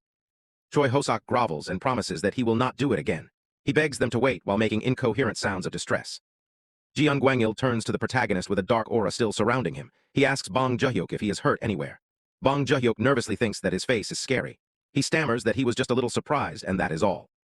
Jeon Gwang-il looks directly at Bong Joohyuk with an intense gaze. He addresses him as Player Bong. Jeon Gwang-il bows deeply to the young summoner. He states that he is truly sorry. He vows to ensure this never happens again. He promises to make sure he prepares thoroughly. Jeon Gwang-il maintains a serious expression. He thinks to himself that he cannot delay the elite contract any longer. He determines that he must protect Player Bong at all costs. The next day, John Cossack greets his master with loyalty. He asks if anything happened yesterday.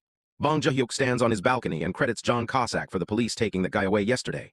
John Cossack wonders if the criminal got the death penalty. Bong Joohyuk tells him no way. John Cossack asks if Joohyuk happens to know the location of the detention center. Bong Joohyuk tells him that he does not know. He warns John Cossack not to even try to find out. John Cossack accepts the order. A system message appears on a blue interface. It announces that the barbarian meatball has been designated summoned. A massive muscular man with tribal tattoos and a mohawk appears. This is Gobang, a powerful new summon. He looks at the surrounding stars and counts them out loud. He excitedly notes that there are 57 of them and that it is his first time seeing this many stars. Bong Joohyuk thinks to himself that the summon at least knows how to count. Bong Joohyuk rallies his team and asks John Cossack and Gobang if they are ready to depart. The system logs their entry into the 19th floor of the Black Tower. The tactical mission is to neutralize 30 goblin shamans. The target floor is populated by goblin shamans, emitting a sinister purple glow. Strategy logs indicate these enemies possess minimal threat levels with no high-tier attack magic. Their primary survival tactics involve the use of curses, binds, and weak fire arrows. Narration explains that although curses can be a bit dangerous, there is little to worry about. Gobang charges toward the group of goblin shamans. The goblin shamans chant their curses, filling the air with dark energy. Incantations echo through the dark woods. Gobang draws in a massive breath, preparing an unconventional counter-strategy against magical interference. Gobang unleashes a world-shaking roar. The sheer physical force of the sound waves shatters the magical formations and blows the curses away. Bong Joohyuk watches in awe. He asks if Gobang really blew away the curse just from the sound he made. He mutters that it is such a brute-like method. John Cossack and Gobang charge forward to clear the remaining enemies on the floor. Motion lines blur as they close the distance.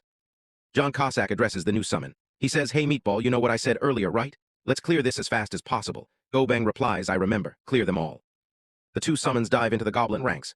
Dust and debris explode as they engage in high-speed combat. John Cossack dances through the battlefield. He slices multiple goblins in a single fluid motion. Blood and magic energy spray through the air. Gobang delivers a massive blow to the goblin ranks. Multiple enemies are crushed by his overwhelming strength. Shouts of pain ring out.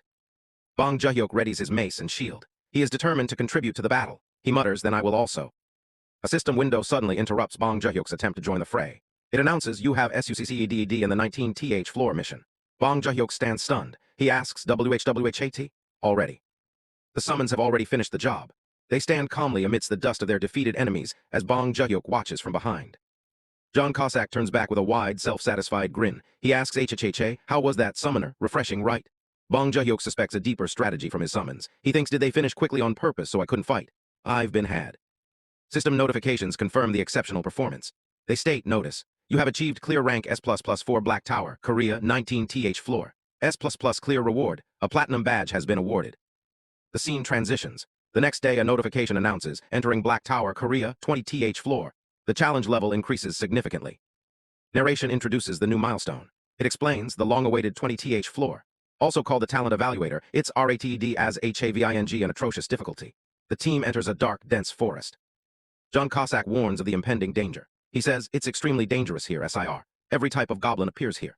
Scouts shooting poison NEDLES, max level tactical WRRS, SDLTHEDASSASSINS appearing from nowhere, shamans casting CURSCS and huge HOBGOBLINS. At the bottom, a small Joohyuk reacts with fear, shouting that it's scary. John Cossack suggests a protective strategy. He says, if I were you, I'd wait in a safe place, SIR. Gobeng agrees, statting, right, summoner, you do nothing, I kill all. Bong Joohyuk is left in an awkward silence. The 20th floor mission details are displayed. Mission, defeat 100 goblins of any type and 1 hobgoblin. Time limit, within 10 hours. The completion and failure conditions are set on the screen. Completion requires all 100 goblin types and 1 hobgoblin. Failure condition, death or mission abandonment. John Cossack draws his blade with a toothy grin and shouts, okay, good. Bong Joohyuk feels his evolution is being stunted by his summon's overprotective behavior. He thinks, blocking on my path and fighting while leaving me out of it again. John Cossack coordinates the opening attack. He says, Meatball, draw the aggro first. I'll move in during that opening. Gobeng complies, shouting that he draws all aggro as he charges forward. Goblins mobilize their ranks for a coordinated strike. Shamans raise their staves to channel dark magic from the heights as archers prepare a volley of arrows below. A diverse force of goblin warriors and stealthed assassins closes the distance rapidly. The summons move to intercept the threat, but the sight of the approaching horde triggers a new, more aggressive survival instinct in Bong Joohyuk. Bong Joohyuk refuses to remain passive any longer. He desperately thinks to himself if he should just sit back and take it. John Cossack lets out a confused huh as he senses the sudden movement from his master. Bong Joohyuk propels himself forward with a burst of energy. A trail of blue light follows his leap as he crosses the front line into the combat zone. The young summoner clears the massive shoulders of Gobeng in a single bound. He dives headfirst into the treacherous territory of the 20th floor. Bong Joohyuk shouts to the barbarian Meatball that he is going on ahead. Gobeng is caught completely off guard and can only respond with a shocked, silent question mark. Goblins launch a barrage of spears and arrows at the airborne target. Bong Joohyuk ignores the projectiles and dives straight into the enemy ranks with his mace and shield ready for impact. Bong Joohyuk lands his strike with a determined gaze. John Cossack realizes with shock that the boy actually did it. He thinks that he went and did it while letting out a nervous laugh. John Cossack is overcome with pure terror as he watches the reckless move. He screams for Summoner Bong at the top of his lungs. He bellows a final no as his master charges into the atrocious difficulty of the Talent Evaluator alone. Bong Joohyuk reflected on his origins, desperately thinking, since childhood, I've always had an introverted personality. A bully aggressively snatched his toy, shouting, I'm gonna play with this. The young Bong Joohyuk could only mutter a weak, while the other kid laughed, heh. Strategy failure, total lack of confrontation. The situation deteriorated as time passed. Bong Joohyuk somberly thought, in elementary school it got a little worse. Poverty was the problem. A note on his backpack mocked him as a rent beggar. Isolation became a constant. Bong Joohyuk internally noted, in middle school I was a loner too. Classmates jeered at him, that's why you're bronze lol, and discussed game tactics like, yon is the meta lol. By his final school years, nothing had changed. Bong Joohyuk recalled, even in high school I ate lunch alone. The life of a complete social outcast. Efficiency in social interaction remained at 0. Back in the present, Bong Joohyuk stared up, haunted by his past self. He intensely thought, I was afraid of the very act of trying to change something. Someone like me is fighting tower monsters. Me who couldn't even make eye contact with delinquents? It's something I never even imagined. However, a fundamental shift in logic was occurring. Survival required a new classification of the enemy. Bong Joohyuk recalibrated his combat protocols. He analytically thought, monsters aren't people. There's no fear stemming from relationships. They're no different from game quest mobs. Fear was being overwritten by strategy. The transformation of his mindset was complete. Bong Joohyuk determinedly thought, I just need to crush them and get the reward. The Wimp was evolving into a tactician. Seeing his master prepare to engage, John Cossack panicked and screamed as Summoner Bong. No, he feared Bong Joohyuk was being reckless. The goblin horde shrieked Kukiehi as they lunged forward with spears leveled. The threat level was critical. Bong Joohyuk defied expectations, his body blurring as he executed a high-speed evasive maneuver. He was no longer the boy who let his toys be taken. With lethal agility, he spun through the air, dodging spear thrusts with millimeter precision. The strategy of total avoidance was being executed perfectly. Bong Joohyuk closed the distance instantly, his eyes glowing with focus as he targeted the lead goblin. Speed was his primary asset. Impact, Bong Joohyuk slammed into the creature with overwhelming momentum, the force causing the goblin to let out a strangled kiak. Strategy in action. Strike hard, strike fast. He became a ghost on the battlefield, flickering between targets as blue energy trails marked his path. The goblins were being systematically dismantled. One after another, the monsters fell to his relentless assault. Bong Joohyuk was moving far beyond the capabilities of a standard low-level summoner. John Cossack watched in absolute disbelief, sweat rolling down his face as he thought in that short time. You're using Shadow Walker at this level. The master's growth was exponential. Suddenly, a volley of projectiles rained down from above. John Cossack shouted a warning, "Summoner Bong, watch out." Bong Joohyuk reacted instinctively. Bong Joohyuk raised his shield, shouting, "Whoa." The projectiles pinged harmlessly off his energy barrier. His survival strategy had accounted for long-range threats. Breathless, Bong Joohyuk realized how close he had come to disaster. He thought this. If I didn't have an energy barrier, I would have been a pincushion by now. K-letter 1EF9 Nang energy barrier had saved his life. Adrenaline flooded his system as he processed the intensity of the fight. Bong Joohyuk thought, it really is scary. Did I get too carried away? The psychological weight of combat was returning. The battlefield shifted in a heartbeat. John Cossack plummeted from the cliff face, his composure shattered as he screamed in terror, "UWA! Help me!" The strategic vanguard had suddenly become a falling casualty. The original strategy had been clear. Bong Joohyuk had ordered, keep heading towards the cliff first, and John Cossack had enthusiastically agreed, yes, summoning him. Okay. Now that confidence was replaced by a desperate descent as the entire formation collapsed. Strategy log suspended. Crisis DETCTED. Gobang bellowed, "Summoner, must protect." As he pounded his massive chest, preparing to intercept the enemy advance, his primary directive remained the absolute safety of his master. Bong Joohyuk struggled to maintain his pace, gasping for air as he desperately thought, I'm running out of stamina. The rapid-fire execution of his survival tactics was finally taking its toll on his physical reserves. Bong Joohyuk suddenly froze, his eyes widening in alarm as he sensed a monumental shift in the battlefield's energy. A tactical oversight was no longer his biggest concern. Standing before the imposing rock face, Bong Joohyuk anxiously asked, "Are we there yet?" He was scanning the heights, desperate for the target location that would offer a strategic advantage. Bong Joohyuk's frustration boiled over as his scanners failed to detect the expected targets, and he irritably thought, but there's nothing here. The mission objective was proving elusive. A swarm of goblins charged with spears leveled, and Bong Joohyuk's internal panic spiked as he frantically thought, what do I do? What am I supposed to do? No. His composure was fracturing as the enemy closed the gap. As the goblin blades reached for his throat, Bong Joohyuk felt the paralyzing grip of death, thinking, I'm gonna die. Just then, Gobang's massive hand reached out to intercept the lethal blow. Gobang stood like an immovable mountain between Bong Joohyuk and the goblin horde, his eyes glowing with warrior's fury. The small creatures let out terrified screeches, K-Kukwi, Kie, as they faced the giant's shadow. With a single devastating downward slam, Gobang pulverized the ground and the goblins beneath his fist. The impact sent blood and green ichor spraying across the forest floor. Strategy of overwhelming force achieved. High above the chaos, John Cossack stood atop the cliff peak, observing the carnage with a smirk as he muttered, "Good job, you bastard." He was acknowledging the brutal efficiency of his fellow summon. Below the cliff, the remaining goblin shamans let out a desperate, high-pitched screech, Kukehi, as they realized their snipers were being hunted by a professional. John Cossack moved with the cold precision of an assassin, closing in on his prey as he muttered then. His lethality was about to reach its peak. John Cossack swung his blades in a wide, lethal arc, cutting through the shamans as he determinedly thought, if I just take care of the shamans on the cliff. His mission to eliminate long-range threats was almost complete. A brilliant flash of blue energy erupted as John Cossack's strike connected, incinerating the resistance in a single stroke. The cliff was being systematically purged. John Cossack stood calmly amidst the field of corpses, cleaning his blade as he nonchalantly asked, "Is it just about done?" He had successfully dismantled the enemy's secondary line of defense. John Cossack gazed out toward the horizon, noting the total number of kills as he muttered, "Seems like we caught all 100. It should be coming out soon." He knew the threshold for the boss encounter had been met.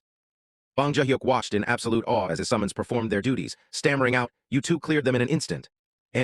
He was struggling to comprehend the massive power gap between himself and his summons. The tension broke momentarily as Bong Joohyuk found himself uncomfortably close to Gobang's massive back, and he awkwardly thought, "Move a bit forward, meatball." "I'm grateful, but..." The physical reality of his hulking protector was a bit much. A thunderous roar suddenly shook the forest, and Bong Joohyuk's face contorted in renewed terror as he gasped, "This sound is..." A new boss was entering the fray. Bong Joohyuk's system displayed the creature's data, the long-legged idol of goblins who are sad because of their short legs. The final evolution stage of a goblin. Hobgoblin. The threat level had officially peaked. Recognizing the catastrophic threat, John Cossack didn't hesitate, immediately sprinting toward the new boss to provide immediate reinforcement. Speed was now the deciding factor. John Cossack launched himself off the cliff, plummeting toward the battlefield as he yelled, "Gobang!" He was coordinating a high-stakes defensive maneuver to protect their summoner. Gobang roared a primal challenge that shook the trees, "Kuo." A system prompt translated the sound, nodding it means, "Leave it to me." The giant prepared to meet the boss head-on. The earth groaned as Gobang and the hobgoblin locked blades in a fierce stalemate, their collision generating a violent shockwave. The Guardian successfully pinned the evolved king in place, creating a critical opening that demanded a tactical follow-up. The hobgoblin's eyes widened in genuine shock as his powerful strike was completely neutralized by Gobang's ironclad defense. With the boss now anchored and vulnerable, the stage was set for a lethal intervention. Strategy log suspended. Boss clash reaching critical stage. John Cossack delivered a flurry of lethal strikes, shouting, "You're earning your keep today, hold it tight." He was focused on securing the final tactical kill against the 20th floor boss.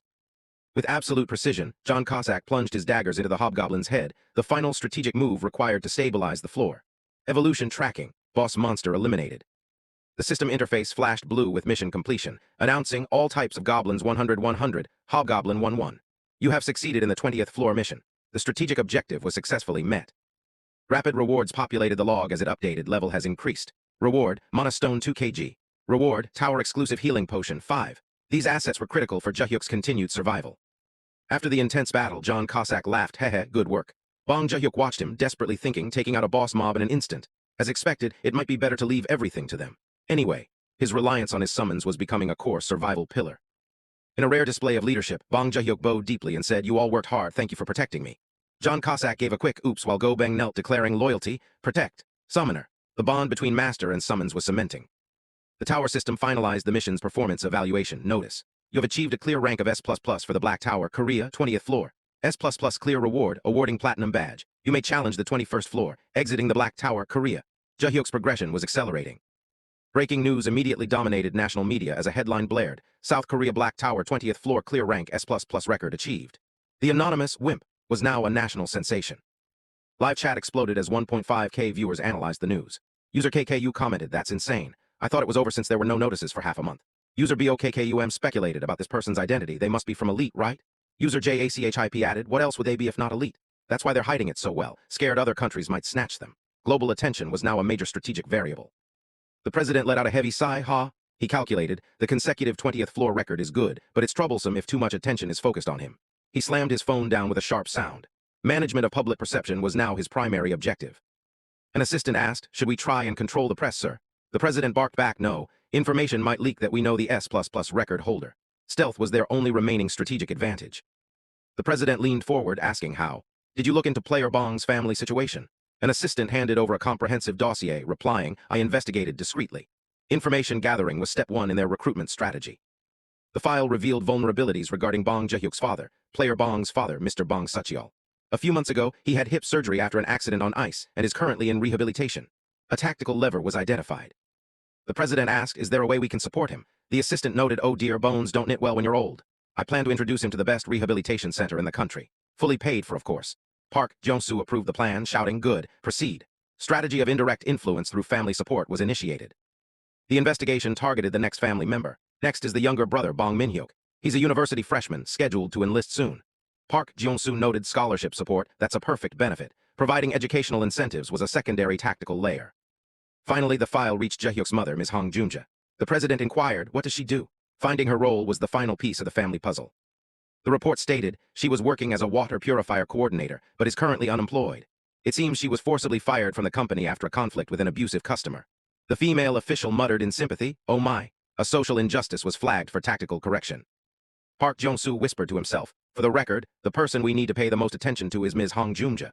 She has the strongest voice in the family, and her personality is so strong that neither her husband nor her sons can make a peep." She was identified as the key decision-maker. The president concluded, "I see. Then this plan is good too." He commanded, "Execute it. Even if we have to use all the authority of the Awakening Management Department, make it succeed. We shall proceed immediately in supporting Player Bong's family." Full bureaucratic power was mobilized.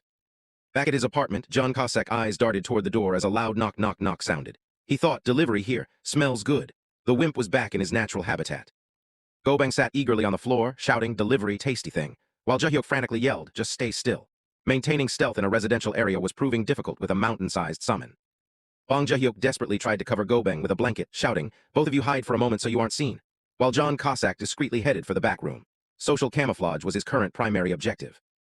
Bong Joohyuk accepted a massive food order, 12 tangsguk, 12 bowls of jjajangmyeon. The delivery man chuckled, "You ordered a lot. Having a party today?" Joohyuk nervously replied, "Yes, yes." The man added, "I figured, so I put in one fried dumpling as service. Ha ha ha." Maintaining his cover required participating in awkward social scripts. The delivery man departed with a cheery farewell. "Then enjoy your meal and please order again, tilde," leaving Bong Joohyuk staring at the massive spread in a deadpan state. He bitterly thought, One fried dumpling as service is too stingy. His internal assessment prioritized value per order over recent battlefield glory. Bong Joohyuk frantically searched the containers for his reward, complaining, coupons. There's not a single one. Isn't that too much? Despite the S++ rank clear, the failure to secure a new discount coupon felt like a critical strategic loss to his household economy. Strategy log suspended. Domestic recovery in progress. Bong Joohyuk stared at his mountain of red discount coupons, his internal social anxiety overriding his economic pragmatism. He gloomily thought, well, actually, even if I had coupons, how can a person order food with coupons? I can't. The fear of awkward human interaction remained his greatest tactical hurdle. Once the delivery driver was clear of the AO, Bong Joohyuk lowered his guard and commanded, "You can come out now." Gobang peered out from under his blanket camouflage with a muffled whoop. As he desperately noted, the smell of jajing is incredible. John Cossack remained vigilant as he stepped into the room. Bong Joohyuk prepared the feast for his warriors, asking his massive protector, "You've never had this yet, right, Gobang?" Gobang stared at the noodles with primitive hunger, his jaw hanging open as saliva pooled at his chin. Strategy: maintain summon morale through high-calorie rewards. The meal quickly descended into chaos. Gobang began devouring everything, including the ceramic, leading a horrified John Cossack to scream, "What do I do if you eat the plate too, you ignorant bastard?" Gobang simply chewed with a loud crunch, nodding, "Jajangmyeon, crispy." Bong Joohyuk turned away from the mess, stating, "Eat first. I have something to check." Bong Joohyuk moved to analyze his new assets, activating his system with a sharp command. Inventory. A blue holographic interface materialized before him while his summons continued their loud slurp slurp, eating behind him. Analysis of 20th floor rewards was now the primary objective. A system notification confirmed the milestone. Perks will be provided for accumulating 20 platinum badges. His inventory displayed multiple glowing badges, each a testament to his high-ranking tower clears. Strategic accumulation was yielding dividends. Bong Joohyuk watched as the system processed his progress, thinking with rising anticipation, already the 20th platinum badge. I wonder what the perk is this time? Evolution tracking. Special milestone reward imminent. A golden light erupted as a mysterious cube manifested within the interface. The system declared, perk, providing one random box. The introduction of an RNG element added a high-risk, high-reward tactical variable to his arsenal. Bong Joohyuk's eyes widened as the golden aura reflected in his pupils. He tensely whispered, "What is this? Random box? Strategy, obtainment of unknown asset." The next phase of his evolution would depend on the contents of this box. Strategy log suspended. Chapter 12 complete. Our boy Bong Joohyuk just cleared the 20th floor and received a legendary random box. The system lists a ton of insane potential items, including rare skills and high-grade summons. Joohyuk scratches his head, feeling totally overwhelmed by the sheer number of options. Since it's all based on luck anyway, he decides not to overthink it and just dive right in. He skims through the list, dismissing common materials like mana stones and herbs as meh. Even high-tier weapons and armor don't seem to pique his interest at the moment. He compares the rune of level up with a tower-jumping ticket. Skipping floors sounds okay, but he realizes he'd miss out on all the clear rewards, making it a total waste. Then there's the multinational tower access ticket, which apparently lets him clear towers in other countries. It's an interesting thought, but his focus remains on finding the absolute best reward here. His eyes widen at the grade confirmation summon ticket. The possibility of pulling an LSSR grade summon is too tempting to ignore. That kind of power would change everything for him. Joohyuk starts daydreaming about a life of luxury. He imagines himself lounging on a carriage while a top-tier summon does all the hard work, turning his tower climb into a casual tour. This guy lets out a creepy little chuckle, his face twisting into a greedy grin. He knows the odds are slim, but there's a real chance he could hit the ultimate jackpot. With a desperate prayer to stay a saint if he gets lucky, Joohyuk reaches out and triggers the opening. He's putting all his hopes into this one moment of pure gacha madness. The box begins to glow with an intense, blinding blue light as the randomization process kicks in. Joohyuk holds his breath, heart racing as he waits to see what fate has in store. The first reward pops up, 10 kilograms of mana stones. It's a decent start, but compared to his wild fantasies, a pile of shiny rocks feels a bit underwhelming to our boy. He initially calls it a dud, but his mood flips when he realizes they're worth 5 million won. Suddenly, those meh stones don't look so bad after all for a broke guy. Not letting the momentum stop, Joohyuk goes for the second item. The golden box pulses with energy once more, promising something even better than the pile of cash he just secured. Ding, he learns a new offensive skill called Chaos Lightning Staff. It sounds like something straight out of a martial arts novel, and he can't wait to see its destructive power. Finally, it's time for the last item. Joohyuk reaches out one last time, his excitement reaching a fever pitch as the third and final reward begins to manifest from the box.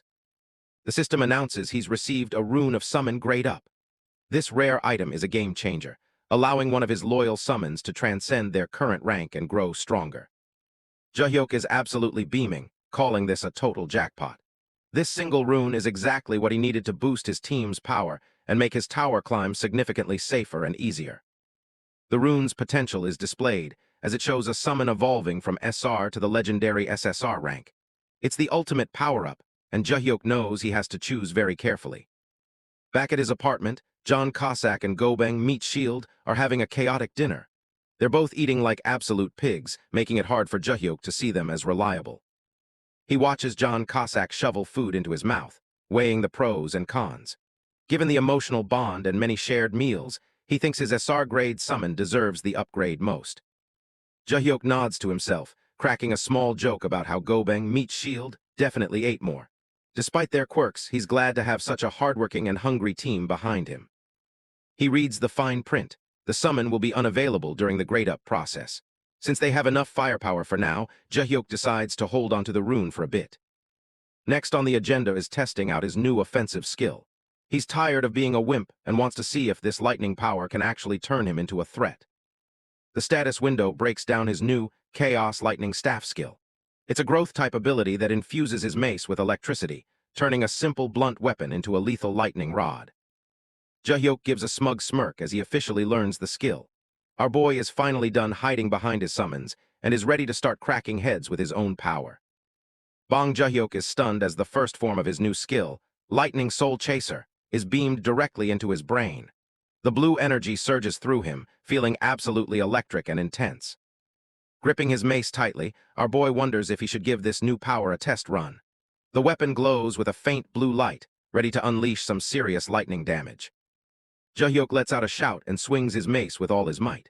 He calls out the skill's name, hoping to see something spectacular happen right there in his small, messy apartment. A blinding white blast filled the room as he completed the swing. Just kidding, absolutely nothing happened, and he just stood there after such a clueless move. Turns out the skill didn't work in reality.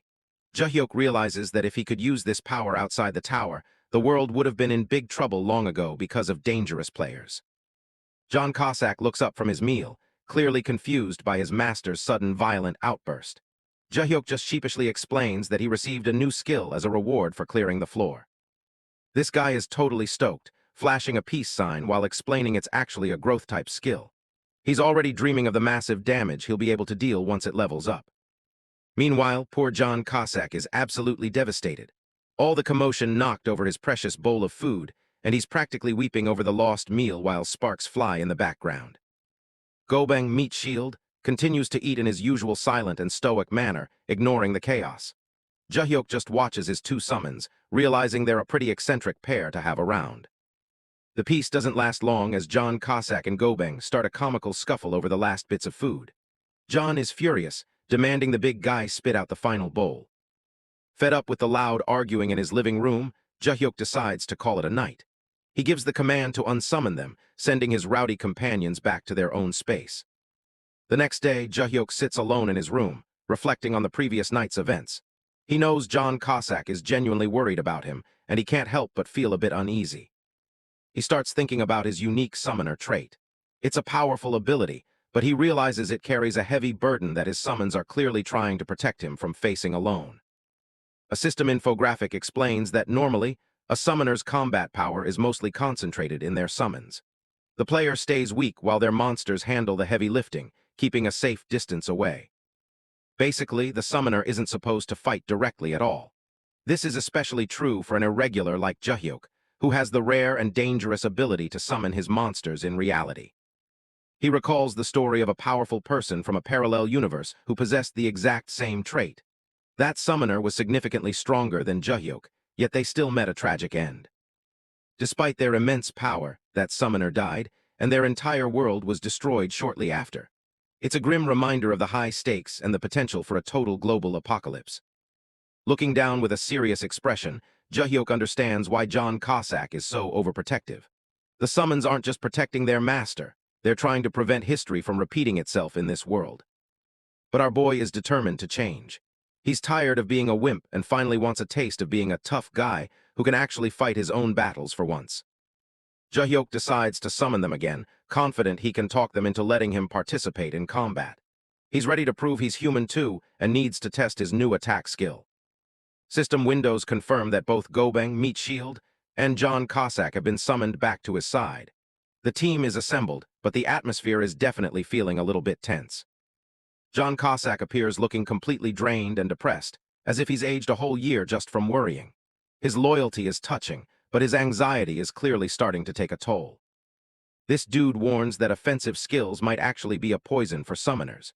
Joohyuk listens nervously, realizing that his desire for power might be clashing with the summon's primary survival instincts. John warns that while goblins were easy, the orcs ahead are a total nightmare. He's deathly afraid of something happening to his master and refuses to take any risks today. Our boy watches in horror as Meat Shield starts tying a thick rope into a butterfly knot. Is this guy actually planning to kidnap his own master for his own safety? John Cossack gets serious, his eyes glowing as he prepares to lay down the law. He makes it clear that while he obeys orders, there's one rule that overrides everything else. He announces that summon principle number 3 is now in effect. This isn't just a suggestion, it's a fundamental law that governs his very existence and his relationship with his master. A chibi version of John explains the 3 principles on a chalkboard. Rule 1 is about protecting Joohyuk's life, and Rule 3 ensures that safety always comes before following any orders. Gobang Meat Shield takes his job way too seriously, crushing Joohyuk in a massive, overprotective bear hug. Our boy can barely breathe while the giant ensures he isn't going anywhere dangerous. John Cossack snaps at Gobang, telling him to save that energy for the tower. He's clearly stressed out by Joohyuk's desire to jump into the fray himself instead of staying safe. The team makes a plan. Meat Shield will keep Joohyuk safe while John clears the path. Joohyuk feels like they're totally teaming up against him, treating him like a fragile piece of glass. Our boy lets out a long, heavy sigh. He didn't want to resort to this, but it seems like the only way to get his stubborn summons to actually listen to him. Time for the ultimate move, Sad Puppy Eyes attack. Joohyuk begs them to let him fight just this once, looking absolutely adorable. Even the serious John Cossack starts to sweat under the pressure. He stakes everything on this request, promising not to go running off on his own ever again. He just wants to kill one monster instead of just sitting around being bored. John Cossack crosses his arms, caught in a deep internal struggle. He knows safety comes first, but it's hard to ignore his master's pathetic plea when he looks that genuinely desperate. Finally, John relents. He agrees to let Joohyuk try, but with a strict condition. He'll intervene the very second things start looking dangerous. Joohyuk is thrilled that his attack actually worked. They strike a deal based on loyalty and mutual understanding. Chibai Joohyuk salutes while John still looks a bit worried about the whole situation, but they're ready to move forward together. The team officially enters the 21st floor of the Black Tower in Korea. The atmosphere is dark and ominous, filled with tall trees and the sounds of dangerous monsters lurking nearby. Joohyuk points out that while orcs are strong, they're usually pretty stupid. John Cossack can't help but crack a joke, suggesting that the monsters are probably still smarter than Meat Shield. This guy is all geared up and ready to test his new mace. He suggests practicing 10 times before they engage, feeling a bit of that pre-combat nervous energy starting to build. John has a better idea and points right at Gobang.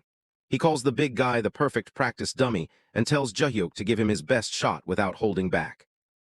Meat Shield is totally fine with being a punching bag, but Joohyuk is horrified. He threatens to charge in alone if they keep this up, which immediately shuts down the ridiculous suggestion. Joohyuk decides he'd rather practice on a real orc than hit his own friend. His mace begins to crackle with blue lightning, signaling that the technique is already locked and loaded. The system mission pops up. They need to defeat 30 forest orcs within a 4-hour time limit. The green-skinned monsters appear, looking mean and ready for a brutal, bloody fight. John and Meat Shield charge forward instantly, declaring they're going first. They move like a blur of motion, leaving Joohyuk in the dust as they dive straight into the enemy ranks. The two summons are an absolute force of nature, raining down devastating blows on the orcs. They're working in perfect sync, turning the battlefield into a chaotic mess of blood and steel. Gobang Meat Shield lands a crushing blow, obliterating an orc with pure, raw strength. The monsters let out pathetic shrieks as they're systematically wiped out by the two powerful SR-grade summons. Heads literally start flying as John Cossack carves through the mob with surgical precision. It's a total slaughter, and it's clear the orcs never stood a single chance against this duo. Joohyuk watches from the sidelines, looking absolutely stunned. He can't even track their movements because they're moving way too fast, leaving him with nothing to do but stand there and stare. The mission is almost over, and Joohyuk hasn't even touched a monster yet.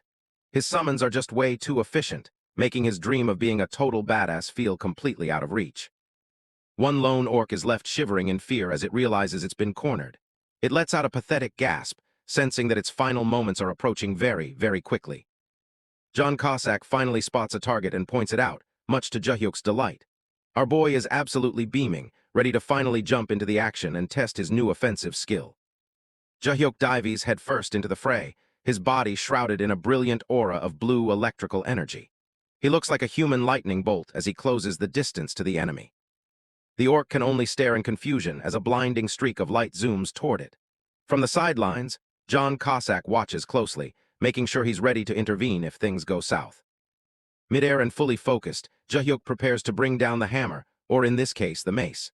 The orc let out a startled cry, completely overwhelmed by the speed of the sudden attack. With a powerful guttural roar, the orc unleashed a desperate attack, swinging its weapon in a brilliant, shimmering arc. However, our boy easily dodged the strike. Taking advantage of the momentum from dodging the orc's strike, Joohyuk leaped high into the air, charging up his move. The system explains that the first form of his skill, Lightning Soul Chaser, is actually just a simple vertical strike. As the mace nears its target, it begins to glow with an intense, golden electrical light. The sheer amount of power concentrated in the tip of the weapon is honestly kind of terrifying. The official skill, Chaos Lightning Staff, activates in full force, creating a massive pillar of light that reaches toward the sky. Joohyuk is at the center of it all, looking like a god. Joohyuk screams out the name of the attack as he makes contact. Lightning Soul Chaser, first form. A massive explosion of electricity erupts right on top of the orc's unfortunate green head. The mace slams into the orc with bone-shattering force, sending teeth and sparks flying everywhere. It's a direct hit that clearly does way more damage than any normal mace strike ever could. Standing amidst the lingering sparks, Joohyuk wears a wide, satisfied grin. He's realized that the power behind this legendary skill is definitely no joke, and he's finally feeling like a real warrior. Bong Joohyuk slammed his weapon right into the orc's head. This guy isn't playing around anymore, speedrunning the tower like it's a tutorial level. Talk about a brutal wake-up call. He didn't stop there, immediately pinning the beast to the ground.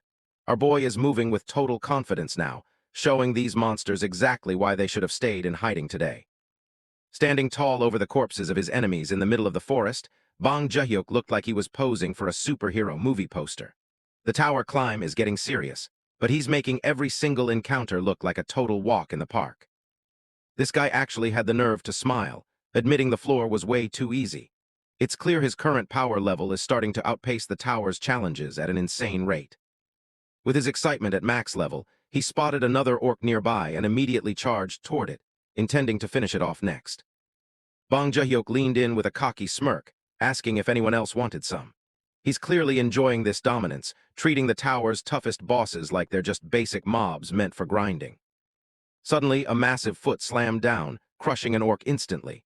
It seems Joohyuk's summons are doing a lot of the heavy lifting, making sure their master barely has to break a sweat. Gobang looked a bit annoyed while Joohyuk just scratched his head with a sheepish grin. He asked if he was only allowed to catch one, looking just like a kid begging for more toys. The system notifications started rolling in, confirming he cleared the 21st floor mission. Not only did he level up, but he also grabbed a rare platinum badge and some magic stones. The next day, he smashed a desert orc to pieces with just a single blow. No matter what harsh environment the tower threw at him, our boy just kept sweeping through everything in sight. Another notification popped up, showing he secured an S++ rating for the 22nd floor.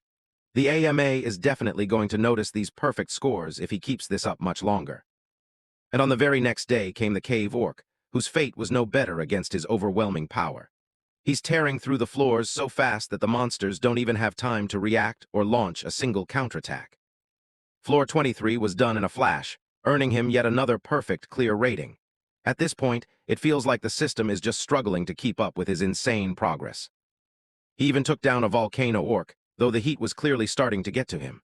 Still, with Cossack and Gobang by his side, there's basically nothing that can stop his climb. The system confirmed his fourth perfect clear in a row on floor 24. He's effectively speedrunning the entire middle section of the tower without showing even a single hint of slowing down. Back in the real world the next day, Bong Joohyuk was feeling pretty good about himself. He was already looking forward to floor 25, clearly riding the high of his recent victories. However, sitting on his bed, he realized catching monsters one by one was starting to get a bit tedious. He knows he needs to keep up a strong front for now, though. While getting dressed, he figured it was finally time to reward his loyal summons with some new items. He's been relying on them so much that they definitely deserve a major upgrade. John Cossack appeared instantly, giving a sharp military salute with the total loyalty of a dedicated subordinate. He was quite surprised to see Joohyuk awake, considering our boy had mentioned earlier that he was supposed to be resting. Bong Joohyuk pulled out a glowing blue stone and tossed it over, acting like it was no big deal. He casually told the guy to take it, claiming he just found it. John Cossack stared at the stone in shock, his hands trembling as he realized what he was holding. The system confirmed it was a rare rune capable of increasing a summoned being's grade. This guy completely lost it when he saw it was a grade increase rune. He screamed in disbelief, while Joohyuk just stood there with a smug grin, asking if he liked it. John Cossack was moved to tears, realizing this item could actually bump him up to SSR rank. He was so touched by the gesture that he could barely even speak through the sobbing. John Cossack started kissing the rune like a total weirdo, swearing he'd protect Joohyuk even better now. Seeing his summon this hyped actually made our boy feel pretty good. Joohyuk wanted to start the upgrade immediately, but John Cossack told him to chill. He warned that rushing was dangerous, leaving our boy alone to think about what comes next. Bong Joohyuk is thinking to himself, realizing something isn't right about his current situation. He's starting to piece together a bigger puzzle that might involve more than just tower climbing. John Cossack is preparing to leave, promising to return in his upgraded form. He tells Joohyuk he'll be back later today, but the guy just wants him to stick around and hang out. Thinking he has some free time, John Cossack decides to just relax and watch some TV. He's clearly not used to having downtime in the real world like this. Joohyuk and his summon are chilling on the floor when a news report catches their attention. Turns out, what they thought was a rerun is actually something much more personal and shocking. Joohyuk suddenly jumps up, sweating as he tells John Cossack to rewind the channel immediately. Something on the screen has completely rattled him, and his heart is racing. He freezes as the screen reveals his own mother, Hong Jia-mya, protesting against an unfair contract.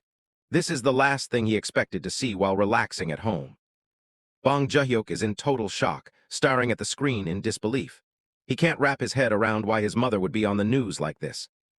The news report shows his mother standing alone in front of a massive corporate building. Her sign demands better treatment and an end to company abuse, looking brave but vulnerable. Passers-by just walk past her, ignoring her struggle as she stands there day after day. It's a heartbreaking sight for Joohyuk, seeing his mother being treated like she's invisible. A flashback reveals the abuse she faced, like being told to separate trash while working as a water purifier manager. It's the kind of everyday disrespect that finally pushed her too far. When she refused to back down, the company just handed her a contract termination notice.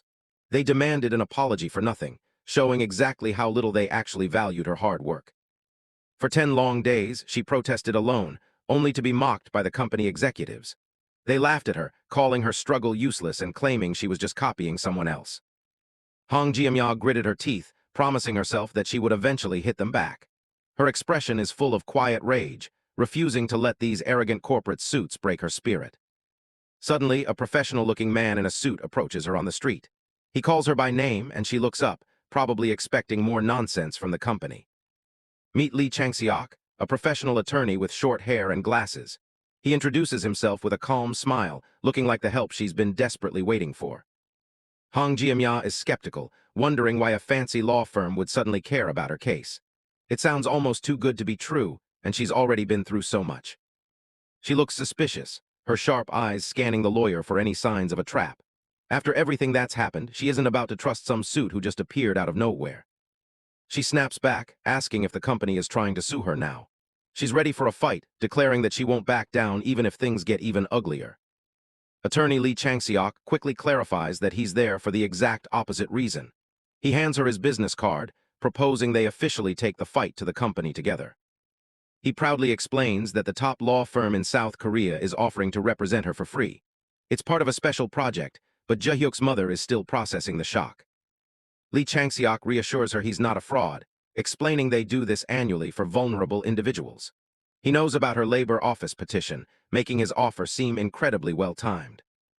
Despite her suspicions, she realizes it doesn't seem like a lie. She's torn between her survival instincts and the desperate need for help, wondering if she should actually take the risk. The lawyer urges her to consider this a blessing after a life of hard work. He promises to stake his firm's reputation on winning her case, sounding very convincing. Joohyuk's mother finally makes her choice, deciding to trust this mysterious lawyer with her future. He's impressed by her guts, and it looks like their luck is finally starting to turn. Lee Chang-seok grins, suggesting they kick things off with a massive media campaign. It's a bold strategy, but exactly what they need to start making some real noise against the company. News reporters crowd around Joohyuk's mother as she holds her protest sign. The sudden media attention is overwhelming, and our boy can only watch in shock from his living room. Attorney Lee Chang-seok encourages Joohyuk's mother to be detailed in her interview. He wants to expose every single instance of unfair treatment, sounding like a total saint in front of the cameras. She nods, looking determined yet a bit nervous with all the flashes going off. It's a huge step, but with a top-tier lawyer backing her, she finally has a real fighting chance. Joohyuk sits alone in the dark, clutching his head as the guilt washes over him. He had no idea his mother was struggling this much while he was busy in the tower. He feels like a total failure of a son, wondering how he could have been so blind. Watching her protest alone while he just relaxed is a massive blow to his pride. Suddenly, he stops and thinks about how his mother even got such a prestigious lawyer. A firm like Park and Kim definitely wouldn't take a case like this for just pennies. Go-bang is already on high alert, asking if he should just head down to the company and settle things himself. This guy is ready to draw his swords at a moment's notice. He starts striking some dramatic poses, clearly trying to motivate Joohyuk to take action. It's admirable that he's so quick on the uptake, but our boy needs a more strategic approach. Joohyuk tells him to stand down, realizing that his mother seems to have everything under control for now. He's suspicious of the good luck, but decides to just wait and see. He calculates his earnings, figuring out how to pay the legal fees later. With 10 million won worth of magic stones, he's ready to sell everything just to keep his mother safe. Right then, his phone starts vibrating with an incoming call from his father. The timing is almost too perfect, and Joohyuk's survival instincts are starting to scream that something is off. His father excitedly reports that Joohyuk's mother is getting her legal representation for free. He tells his son not to worry and just focus on his work, sounding happier than ever. But the news doesn't stop there. His father mentions he also got a mysterious call from Ilseong Hospital today. Joohyuk freezes, wondering why one of Korea's top medical centers is reaching out. Turns out, his father was selected for a free hip surgery and rehabilitation project at the hospital. It's an incredible stroke of luck, but it feels way too targeted to be a coincidence. Joohyuk's eyes widen in realization as his father continues to gush about their family's sudden good fortune. This miracle is affecting everyone in his life, and he knows exactly who is responsible. He hangs up, his mind racing with suspicion as he realizes the sheer scale of this manipulation. Ilseong Hospital is affiliated with a massive corporation. This definitely isn't just some random charity. Before he can even process the hospital news, another call from his brother Minhyuk pops up on the screen. The whole family is getting blessings today, and it's getting incredibly creepy. Minhyuk is on the line, sounding just as fired up about their mother's interview. He's busy with his own things but wanted to check in after seeing the news report himself. Joohyuk asks about the laptop his brother needed, offering to send over some of the allowance money from before. He's trying to keep things normal despite the chaos unfolding around them. Minhyuk laughs it off, proudly announcing that he actually just received a massive scholarship. He sounds thrilled, claiming that their family's good deeds are finally starting to bring back some good fortune. When Joohyuk asks for details, he's shocked to hear it's a national scholarship from the Awakened Management Bureau. These guys are everywhere, and they're making sure Joohyuk's entire family is taken care of. It's confirmed, this wasn't heaven helping them at all. From the lawyer to the hospital and now the scholarship, every single miracle was carefully engineered by the powerful Awakened Management Bureau. He stares out at the massive bureau building, realizing he's been caught in a gilded cage. They've solved every one of his family's problems just to make sure he owes them everything. Joohyuk hits up the AMA team leader, Han Jeol, for a private meeting. The guy agrees immediately, even pulling up in a fancy car to personally pick our boy up. They settle into a traditional restaurant, but Joohyuk isn't there for the food. He's finally ready to confront the man who's been manipulating his family's lives behind his back. Bong Joohyuk cuts right to the chase, asking Han Jeol why he interfered with his family. He lists everything from his mom's lawsuit to his brother's scholarship, demanding a real explanation.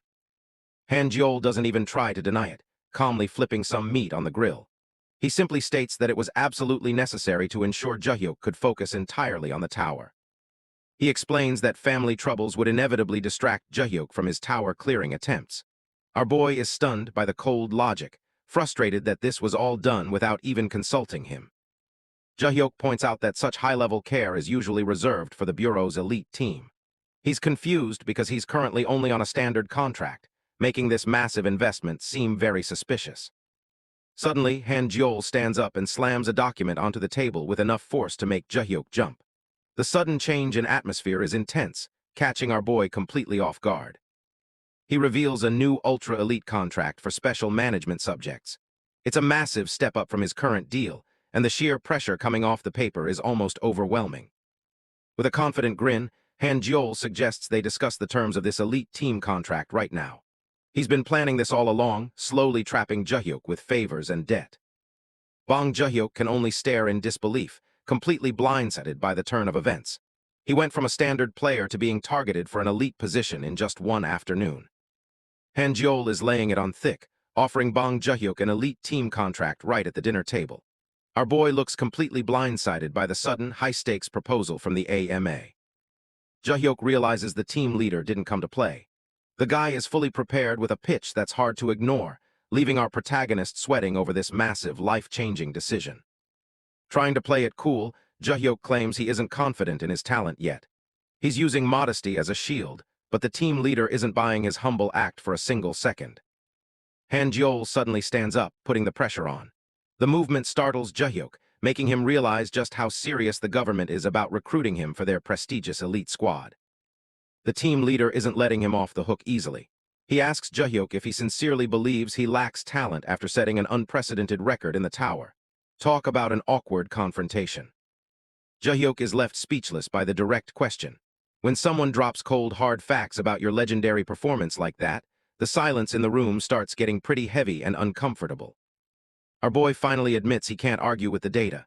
Saying he's weak would just sound like fake modesty after clearing 24 floors in a row with perfect S++ ratings. Completely busted. In a shocking move, Han-jeol bows deeply and begs Joohyuk to join. This high-ranking official is literally pleading with a rookie, which totally throws Joohyuk into a state of pure panic. The team leader brings up the time Joohyuk was held at gunpoint. He promises that with an elite contract, Joohyuk will receive VVIP protection and never face such terrifying danger ever again. Han-jeol offers a life of luxury and safety, but Joohyuk isn't sold on the idea of having bodyguards stuck to him 24/7. He values his privacy and independence way too much.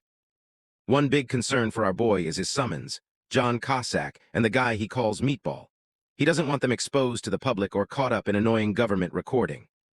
Sensing the hesitation, the team leader offers to handle the recording and security however Joohyuk likes. This guy is ready to bend every rule just to get Joohyuk to finally sign. The perks keep coming as Han-jeol offers family protection and a secure living space.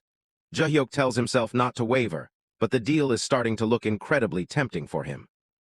The final blow lands when the team leader promises 2 houses immediately upon signing, one for Joohyuk and one for his family. Our boy is finding it impossible to refuse now. Joohyuk is basically daydreaming about his new real estate empire. Han-jeol notices the goofy grin and realizes he's already won. The contract is as good as signed in Joohyuk's happy mind. The contract is on the table and Joohyuk is ready to sign. He's got the pen in hand and a happy aura, completely sold on the promise of those 2 luxury houses. Wait, plot twist. Joohyuk's hand stops just before the pen hits the paper. He realizes things are moving way too fast and decides to pump the brakes at the very last second. Han-jeol is visibly shaken by the sudden change of heart. He was so close to closing the deal, but now Joohyuk is asking for more time to think it over. Joohyuk puts on a sheepish smile, explaining he needs some advice before making such a massive decision. The team leader has no choice but to back off and wait for now. Fast forward to the next day, we see a close-up of a familiar face as a bright, shimmering light begins to fill the room. Something big is about to happen today. The light is so intense that Joohyuk has to cover his eyes. He announces that his special, super rare assassin has finally arrived, and the transformation is looking pretty epic so far. John Cossack emerges in his new SSR form, looking incredibly cocky and majestic. Joohyuk is mostly just annoyed that the flashy entrance is burning his retinas with extreme brightness. Now that things have calmed down, Joohyuk calls John Cossack aside for a private chat. He needs to discuss the AMA's offer with someone he trusts before making his final move. Looking out over the city, Joohyuk's still dwelling on that elite team offer from yesterday. It's a huge opportunity, and our boy is definitely feeling the pressure of the decision. He decides to get a second opinion and explains the whole dilemma to John Cossack. Joohyuk really values his summon's input before making such a massive, life-changing choice. John Cossack raises his hand, totally on board with the AMA contract. He insists that as a national-level player, Bong Joohyuk deserves the absolute best treatment the government can provide. Joohyuk is sweating at the thought of climbing 60 floors, but offers to train hard to help. John Cossack immediately shuts him down, insisting that the summoner's safety comes first. Our boy remains skeptical about the whole elite team deal, but John Cossack is surprisingly supportive. He argues that Joohyuk's safety is the most important power he has right now. John Cossack mentions that in his original world there were countless legend-grade summons. He promises that if Joohyuk stays safe, he can eventually bring all of them to this world. Shadowy silhouettes loom as John Cossack explains that every single legendary summon will practice absolute obedience. As long as Joohyuk survives, he'll eventually command a truly unstoppable and massive army. John Cossack gets right in Joohyuk's face, mentioning monsters that reach demigod levels. He's clearly trying to hype up the potential rewards of climbing the tower safely with government backing. Joohyuk gulps, unable to even imagine commanding demigod-level beings. The scale of the power John Cossack is describing is way beyond anything he ever expected when he started this journey. Sitting on the floor, Joohyuk asks if he can summon unranked existences. John Cossack admits it's impossible for now, but promises he'll be able to do it as his power grows. John Cossack gives his master some simple advice: just stay alive. He wants Joohyuk to focus on consistent random summons, calling it his ultimate skill and most lethal move. The math is simple. With a 1-month cooldown, that's at least 12 summons a year. If Joohyuk gets lucky with item drops, he could build his army even faster than that. Joohyuk stares into space, worrying about the catch. He knows all the planning in the world won't matter if he doesn't get lucky with his random draws in the future. A notification window shows the random summon cooldown has 19 days left. Joohyuk is already counting down the seconds until he can add another powerful member to his growing team. John Cossack points a finger, advising Joohyuk to make one firm demand before signing. Our boy looks confused, wondering what kind of leverage he actually has against the government recruiters. The condition is crucial. Joohyuk must have sole control over when to climb uncleared floors. John Cossack warns that without this, people will constantly pressure him to take unnecessary risks. John Cossack suddenly breaks down in tears, clearly remembering something painful from his past. Joohyuk watches awkwardly, realizing his summon has seen what happens to unprepared masters in the tower. Joohyuk is surprised that John Cossack is actually in favor of the contract. He thanks his summon for the honest opinion, feeling a bit more confident about dealing with the AMA. Joohyuk summons Gobang, but the atmosphere is immediately awkward. John Cossack doesn't waste any time, mocking the big guy and calling him a meatball instead of using his actual warrior name. Gobang looks back with a stern expression, ignoring the taunts. He grumbles that a true warrior does not greet just anyone, showing he still has plenty of pride despite the insult. John Cossack starts bragging, gloating about his new special super rare status. He's totally leaning into his SSR rank, making sure everyone knows he's now the most valuable summon on the team. The reddish-haired assassin gets right in the big guy's face, mocking his basic R grade. Poor Gobang is visibly sweating, completely intimidated by the massive difference in their current power levels. Joohyuk watches the awkward exchange, noticing that even the tough barbarian is now walking on eggshells. The 2-grade gap between the summons has created a hilariously tense dynamic in the room. Feeling bad for his loyal meat shield, Joohyuk decides to give the next upgrade rune to Gobang. He can't help but feel for the guy getting bullied by John Cossack. Transitioning back to action, the team enters the 25th floor of the Black Tower. John Cossack is still bragging about his rank while Joohyuk focuses on getting another platinum badge. The mission is simple: take down 100 orcs and their boss within 10 hours. A massive horde spawns in, giving the crew a perfect chance to test their new upgrades. Joohyuk poses with his 2 summons, looking totally confident. He's already plotting to steal some kills while the rest of his team gets hyped to flex their new, higher ranks. John Cossack stretches out his arms, looking completely ready to celebrate his new SSR status with some action. This guy is practically glowing with confidence after his massive power upgrade. The reddish-haired assassin turns to Gobang with a smug grin. He tells Meatball to head in first and pull some aggro, clearly enjoying his higher rank on the team. Gobang doesn't hesitate for a second, charging forward like a literal tank. The massive barbarian is more than happy to do his job and soak up all the enemy attention. A close-up shows Gobang's giant foot slamming into the cracked earth with incredible force. Every step this guy takes seems to rattle the ground, proving just how much raw power he has. The barbarian summon leaps high into the air, casting a massive shadow over the battlefield. He's about to bring down a world of hurt on any monster unlucky enough to be below. A couple of orcs look up in pure terror, their eyes wide as they realize a mountain of muscle is currently falling from the sky. They definitely didn't sign up for this. Gobang slams into the dirt with a deafening crash, creating a massive shockwave that sends orcs flying everywhere. Talk about an effective way to clear a path and pull some serious aggro. Back on the sidelines, John Cossack prepares to launch himself into the fray. He's got that sharp, dangerous look in his eyes that spells nothing but trouble for the surviving monsters. John Cossack moves so fast he's basically just a blue streak of light across the battlefield. He's weaving between enemies at high speed, ready to deliver a flurry of lethal strikes. Bong Joohyuk is absolutely floored by the display, clutching his head in shock. He mutters that his summon feels like a fighter jet just flew by, completely blown away by the speed. The assassin summon dives into the crowd, daggers drawn and glowing with blue energy. He's moving with a precision that's almost impossible to follow, targeting multiple enemies at the same time. In an instant, glowing blue blades pierce through the chests of several orcs simultaneously. John Cossack is turning this battlefield into a one-sided slaughterhouse with his incredible new speed and precision.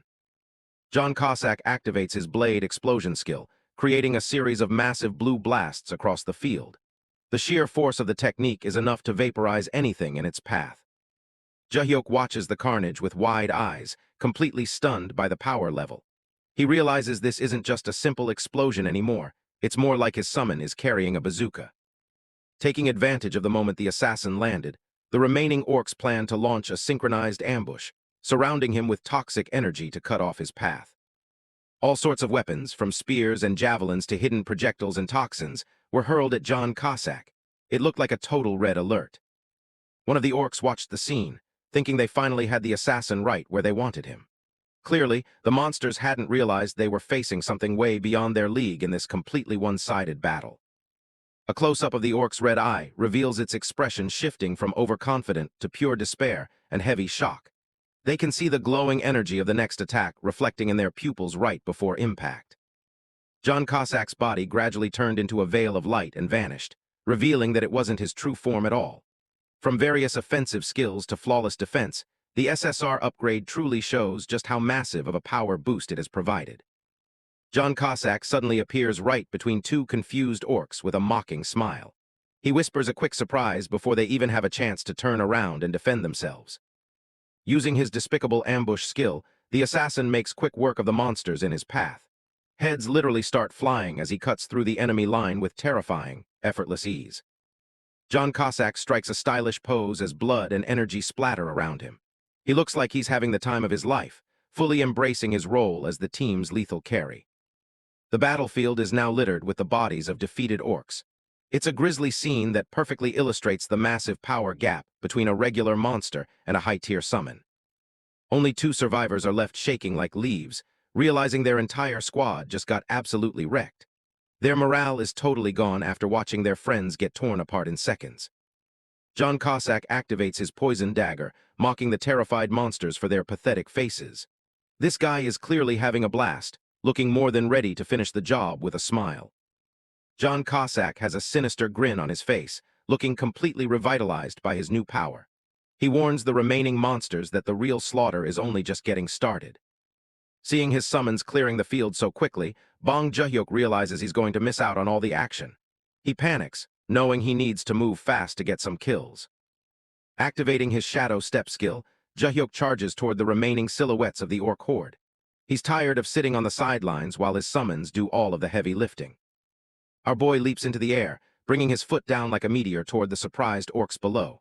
Blue energy trails behind his strike as he finally joins the fray in earnest. Joohyuk smiles as he reflects on John Cossack's advice about staying safe. He knows his life is the team's greatest asset, but he also knows he can't stay a weakling forever. Gripping his weapon tightly, Joohyuk watches the energy surge through the staff. He acknowledges the importance of safety, but he's determined to grow strong enough to protect himself and his team. With his eyes glowing and energy crackling around him, Joohyuk prepares his final strike. He wants to become powerful enough so that everyone who cares for him can finally stop worrying. Bong Joohyuk charges into the orc pack on the 25th floor. He's determined to prove he can handle this challenge without immediately calling for any backup. Our boy knows he can't rely on John Cossack forever. To survive the higher floors, he realizes he needs to level up his own personal combat skills. An orc lunges at him, but Joohyuk doesn't flinch. He's focused on his growth, ready to take this monster head-on and test his newfound strength. He dodges with a quick spin, narrowly avoiding a nasty blade. The training is finally starting to pay off as his movements become much sharper and faster. Joohyuk counters with a powerful kick, sending the beast flying across the room. He's not just a summoner anymore, he's becoming a real fighter in his own right. The monster hits the ground hard, completely overwhelmed by Joohyuk's speed. This is the satisfying result of pushing himself way beyond his normal limits. But there's no time to celebrate as more orcs swarm him from all sides. They're surrounding him, but he's already preparing his next big move. He readies his staff, focusing his energy for a devastating strike. It's time to test out the Chaos Lightning Staff's first form on these unlucky monsters. Boom, Lightning Soul Chaser strikes true, smashing right through the orc's defenses. The sheer power of the electricity is absolutely terrifying to behold. The beast doesn't stand a chance against that kind of impact. Joohyuk is clearing the mobs with ease, but he knows he's just getting started. More enemies rush in, thinking they can overwhelm him with pure numbers. Joohyuk just grits his teeth, ready to show them why that's a huge mistake. Using his Shadow Walker skill, he blurs across the battlefield with insane speed. He's moving so fast the orcs can't even track his position properly. He strikes from above, raining down lightning on another group of monsters. His solo combat performance is reaching a whole new level of badassery. Suddenly, a system notification pops up. He just unlocked the second form of his Chaos Lightning Staff, known as Scattered Lightning. Talk about perfect timing. Joohyuk's eyes light up with pure excitement. A new skill at such a critical moment. This is exactly what he needed to clear this difficult floor. More orcs charge in, but they have no idea what's coming. Joohyuk is eager to see just how much damage this new technique can actually do. He spins his staff, gathering a massive amount of electrical energy. The air literally hums with power as he prepares to unleash the second form.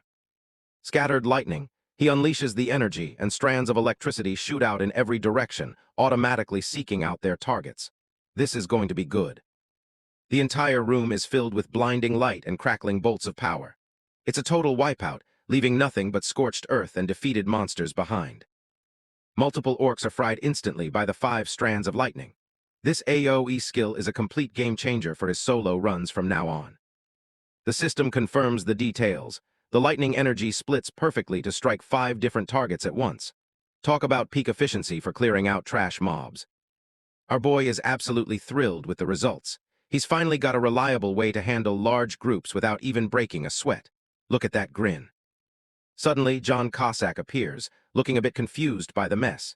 He's wondering if the orcs somehow learned lightning magic while he wasn't looking. Lightning continues to dance around the room, leaving the enemy assassin completely blindsided. He didn't expect Joohyuk to go this hard, but our boy is finally showing off his true power. John Cossack charges forward, already screaming at Joohyuk for being so reckless.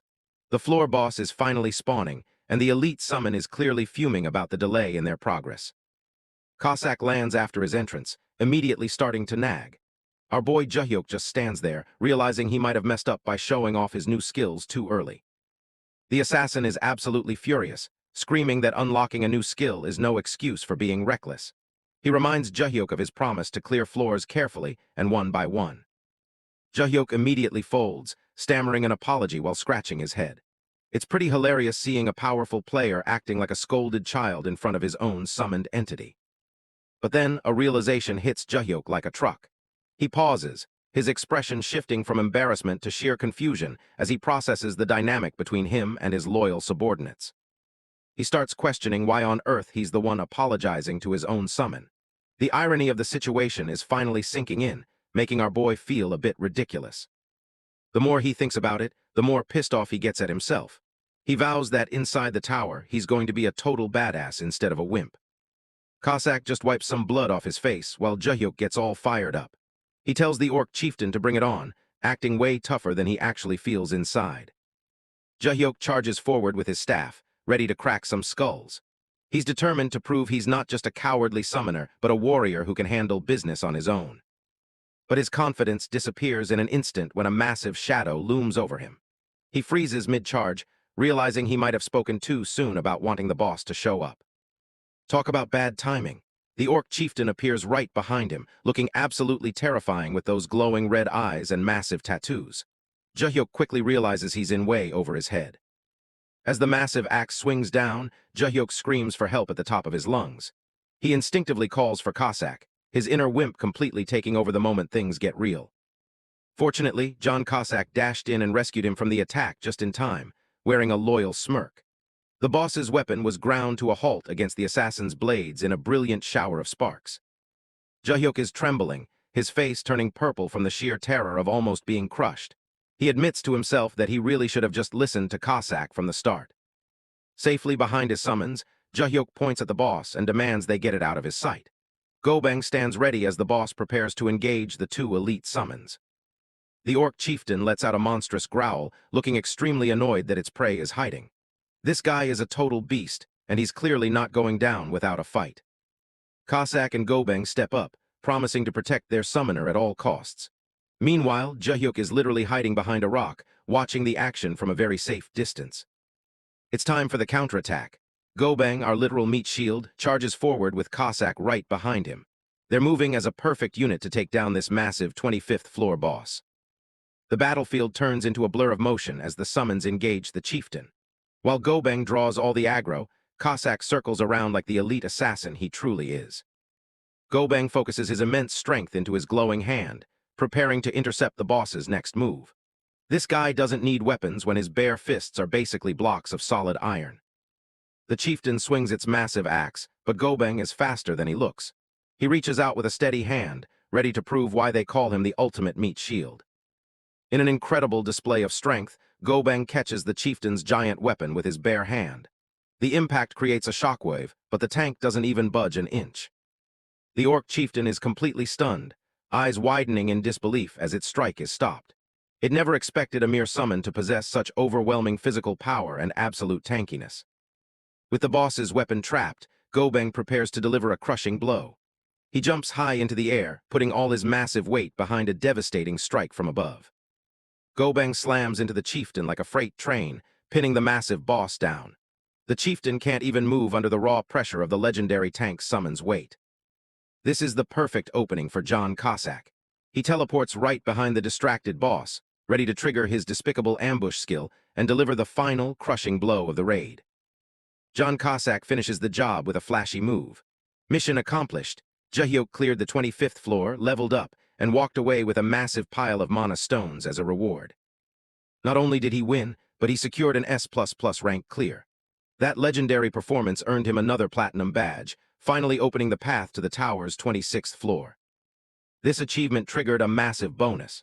Since he's finally accumulated 25 platinum badges, the system grants him a special perk as a reward for his consistent top-tier performance. Our boy is feeling pretty confident as the notification for the Encore perk appears. He knows this is a rare chance to significantly boost his power for the challenges ahead. He stares at the screen, a bit surprised by the terminology. He's heard of hidden rewards before, but this is the first time he's actually seen an Encore perk in person. The options are incredible: trait enhancement, skill copy, a random item, or even a summon grade up. Joohyuk realizes this choice will determine his entire strategy for the higher floors. Without much hesitation, he taps the screen to make his choice. It's a huge windfall, and he knows exactly which option will give him the biggest advantage in the long run. He selects the trait enhancement, and the system immediately confirms the upgrade. Joohyuk's eyes light up as he realizes he would have been an absolute idiot to pick anything else. His status window updates, showing he's reached level 26. Best of all, his simultaneous summon limit has officially increased to 3, giving his small army a massive power boost. Now that he can summon 3 entities at once, they've officially become a 4-man party. He's already curious about who his next legendary teammate will be once the cooldown ends. Back home, the mood is much more relaxed. Joohyuk turns to his summons, ready to reward them for their hard work on the 25th floor with a nice hot meal. He asks the guys what they're in the mood for, and Gobang's massive stomach lets out a thunderous growl. It's clear the big guy is more than ready to chow down. Surprisingly, John Cossack raises his hand and requests tteokbokki. Joohyuk looks skeptical, reminding the assassin that he usually can't handle the heat of spicy Korean food. The assassin insists that as an SSR-grade summon, his Spice Wimp days are officially over. Joohyuk just sighs, wishing him luck as he prepares for the inevitable spicy disaster. A feast of tteokbokki arrives, looking delicious and incredibly spicy. Joohyuk tells the team they did a great job today and encourages them to eat as much as they want. Gobang starts inhaling the food, claiming it actually tastes sweet rather than spicy. John Cossack watches in disbelief, wondering if the giant's taste buds are just as tough as his skin. The assassin takes a hesitant look at his bowl, stealing his nerves. He really wants to prove he's not a wimp, but the bright red sauce is looking pretty menacing. One bite is all it takes for the fire to start. Cossack's face turns bright red as flames practically burst from his ears, completely overwhelmed by the intense Korean spice. The poor guy collapses, begging for help while Gobang just keeps eating. The tank even jokes that they should just ditch the Spice Wimp and summon someone tougher next time. Joohyuk just sips his water, watching the chaos with a small smile. He realizes it's finally time to let his family know about his success as a high-ranking player. The scene shifts to a quiet residential building as the sun begins to set. It's time for Joohyuk to return home and share some good news with his parents. Our boy bursts through the door with a huge grin, proudly announcing he's brought home some high-quality beef. He's practically glowing with pride as he shows off the expensive gift. His mother is immediately shocked, worried about how much money he wasted. His younger brother Minhyuk is just as stunned, wondering where on earth his brother got that kind of cash. Thankfully, Dad jumps in with a grin, telling Mom to chill out for once. He just wants everyone to relax and enjoy the meal while celebrating Joohyuk's big win. As they dig in, Joohyuk finally feels the pressure melt away. The debts are gone and they're finally set, but our boy still has one massive secret left to share.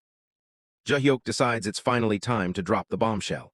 He tells his family to stay calm, then proudly announces that he's officially awakened as a tower player. A long, awkward silence follows his grand revelation. His parents and brother just stare at him with blank expressions, not quite sure how to process what they just heard. Minhyuk just tells him to stop joking and eat his fruit, while his parents laugh it off like it's a video game. They clearly don't believe a word he's saying. Seeing that words aren't enough, Joohyuk pulls out his phone to make a call. He contacts AMA team leader, Han Jeol, deciding it's time to show them some real proof. The next morning, the scale of Joohyuk's success becomes undeniable. They arrive at a massive, high-end skyscraper, leaving his family wondering what on earth is going on. A luxury limousine pulls up to greet them, and a professional staff member treats the family like royalty. Joohyuk's parents are stunned as they're told their son is a national asset. To top it all off, Joohyuk uses a high-end black card to unlock the door to their new life. The status of an elite player comes with some incredible perks. Joohyuk reveals their new home, a massive luxury penthouse with a stunning view. His family stands there in absolute shock, finally realizing that their lives have changed forever. The scene opens at the Awaken management department. This is where the big shots handle the country's strongest players, and today, it's Bong Joohyuk's turn to step into the big leagues. Joohyuk officially puts pen to paper, signing his name on a document that changes everything. No more debt or running from thugs. This signature secures his future as an elite player. This guy can't believe his luck, staring at the paper with a huge grin. He actually bagged an elite contract, moving up from a bottom-tier nobody to a high-ranking asset. He reflects on how fast his life flipped upside down. Not long ago, he was just struggling to survive, but now he's realizing that reality is way crazier than any fiction. Team leader Han Jeol apologizes for only offering a 2 billion won annual salary. Joohyuk almost chokes. That's a fortune to him, even if the government considers it a standard starting rate. Our boy insists on keeping his S++ record a total secret. He's not looking for fame. He just wants to clear the tower without the world breathing down his neck. He imagines his family getting harassed by cameras and reporters if his identity leaks. To protect their peace, Joohyuk decides it's better if everyone keeps thinking he's just some lucky dude. Hanjeol asks if his family likes the new house they provided. He's being surprisingly nice, making sure the tower's secret weapon is comfortable and well taken care of. Joohyuk checks his phone to find a heartwarming text from his brother, Bong Joohyuk. Their mom actually cried happy tears over the new house, making all his risky climbs totally worth it. The official swipes through a tablet, showing off a fully furnished luxury hostel. Even though they think it's small, this place looks like a literal palace compared to Joohyuk's old dump. This guy is practically glowing as he looks at the photos of his new home. To him, this isn't just an apartment, it's the ultimate penthouse and a dream come true. Meanwhile, in the actual largest penthouse in Seoul, the vibe is way different. This place belongs to the nation's top ranker, and it's dripping with excessive wealth and bad attitudes. A group of women are lounging in a massive indoor pool, living the high life. It's a scene of pure luxury, funded by the rewards of being at the very top. A heavily tattooed man emerges from the water, looking like he owns the world. He's the peak of Korea's power, but he seems more interested in partying than protecting. He pulls one of the girls close, clearly enjoying the perks of his status. Life at the top floor seems to be all about indulgence for this arrogant powerhouse. This is Yoo Cheolman, the #1 ranked player in South Korea. He's muscular, covered in tattoos, and acts like a complete jerk despite being the country's supposed hero. His stats are insane, with mastery over every weapon and high-level ultimate skills. He's currently stuck on the 66th floor, but his ego is even higher than his rank. The group cheers, clinking glasses filled with booze that costs 5 million won a pop. They're literally drinking a year's salary for a normal person in a single gulp. While they lounge around, one of the girls gets curious about recent news. She brings up the mysterious player who's been smashing records, not realizing she's about to ruin the mood. Her question about the anonymous S++ record holder on the 25th floor makes Cheolman's eyes go cold. He doesn't like hearing about anyone else stealing his spotlight or the headlines. This guy scoffs, calling the new record holder a measly low-level punk. He's so full of himself that he can't stand the idea of some rookie being mentioned in his presence. The girls keep pushing, mentioning it's a world-first clear and wondering if the guy is Korean. They don't notice Cheolman's temper flaring up as his pride takes a massive hit. Plot twist, he suddenly pours his expensive drink right over the girl's head. The room goes dead silent as his true, ugly personality finally leaks out from behind the hero mask. This creep gets right in her face, demanding she listen to his trash talk. He reminds her that the entire country's safety depends solely on him clearing those high floors. He starts laying out the terrifying stakes of his position. If he stops climbing, the tower will collapse and wipe out a major city, giving him absolute power over everyone. Yoo Cheolman declared that South Korea would be utterly destroyed, dropping his drink as a final punctuation mark. The crash of glass echoed his cold indifference toward the nation's looming fate. A girl trembled in fear, tears streaming down her face as he loomed over her. He cruelly asked if she wanted to test whether the tower's collapse was a real threat. Cheolman turned his back on the city view, sighing in deep frustration. Despite his immense wealth and power, he felt like garbage, clearly annoyed by the pressure of being the top player. This guy gritted his teeth, visibly irritated by everyone obsessing over the mysterious S++ player. Even among civilians, the constant buzz about this new rookie was driving him toward a breaking point. He rubbed his forehead, trying to soothe a growing headache caused by the news. No matter where he went, the talk of that anonymous record holder followed him like a persistent shadow. Memories of massive offers from China flashed through his mind, including a staggering annual salary. They promised him a mansion, a private jet, and treatment equivalent to that of a world leader. Japan wasn't far behind, dangling even more money and a top-class mansion with a team of maids.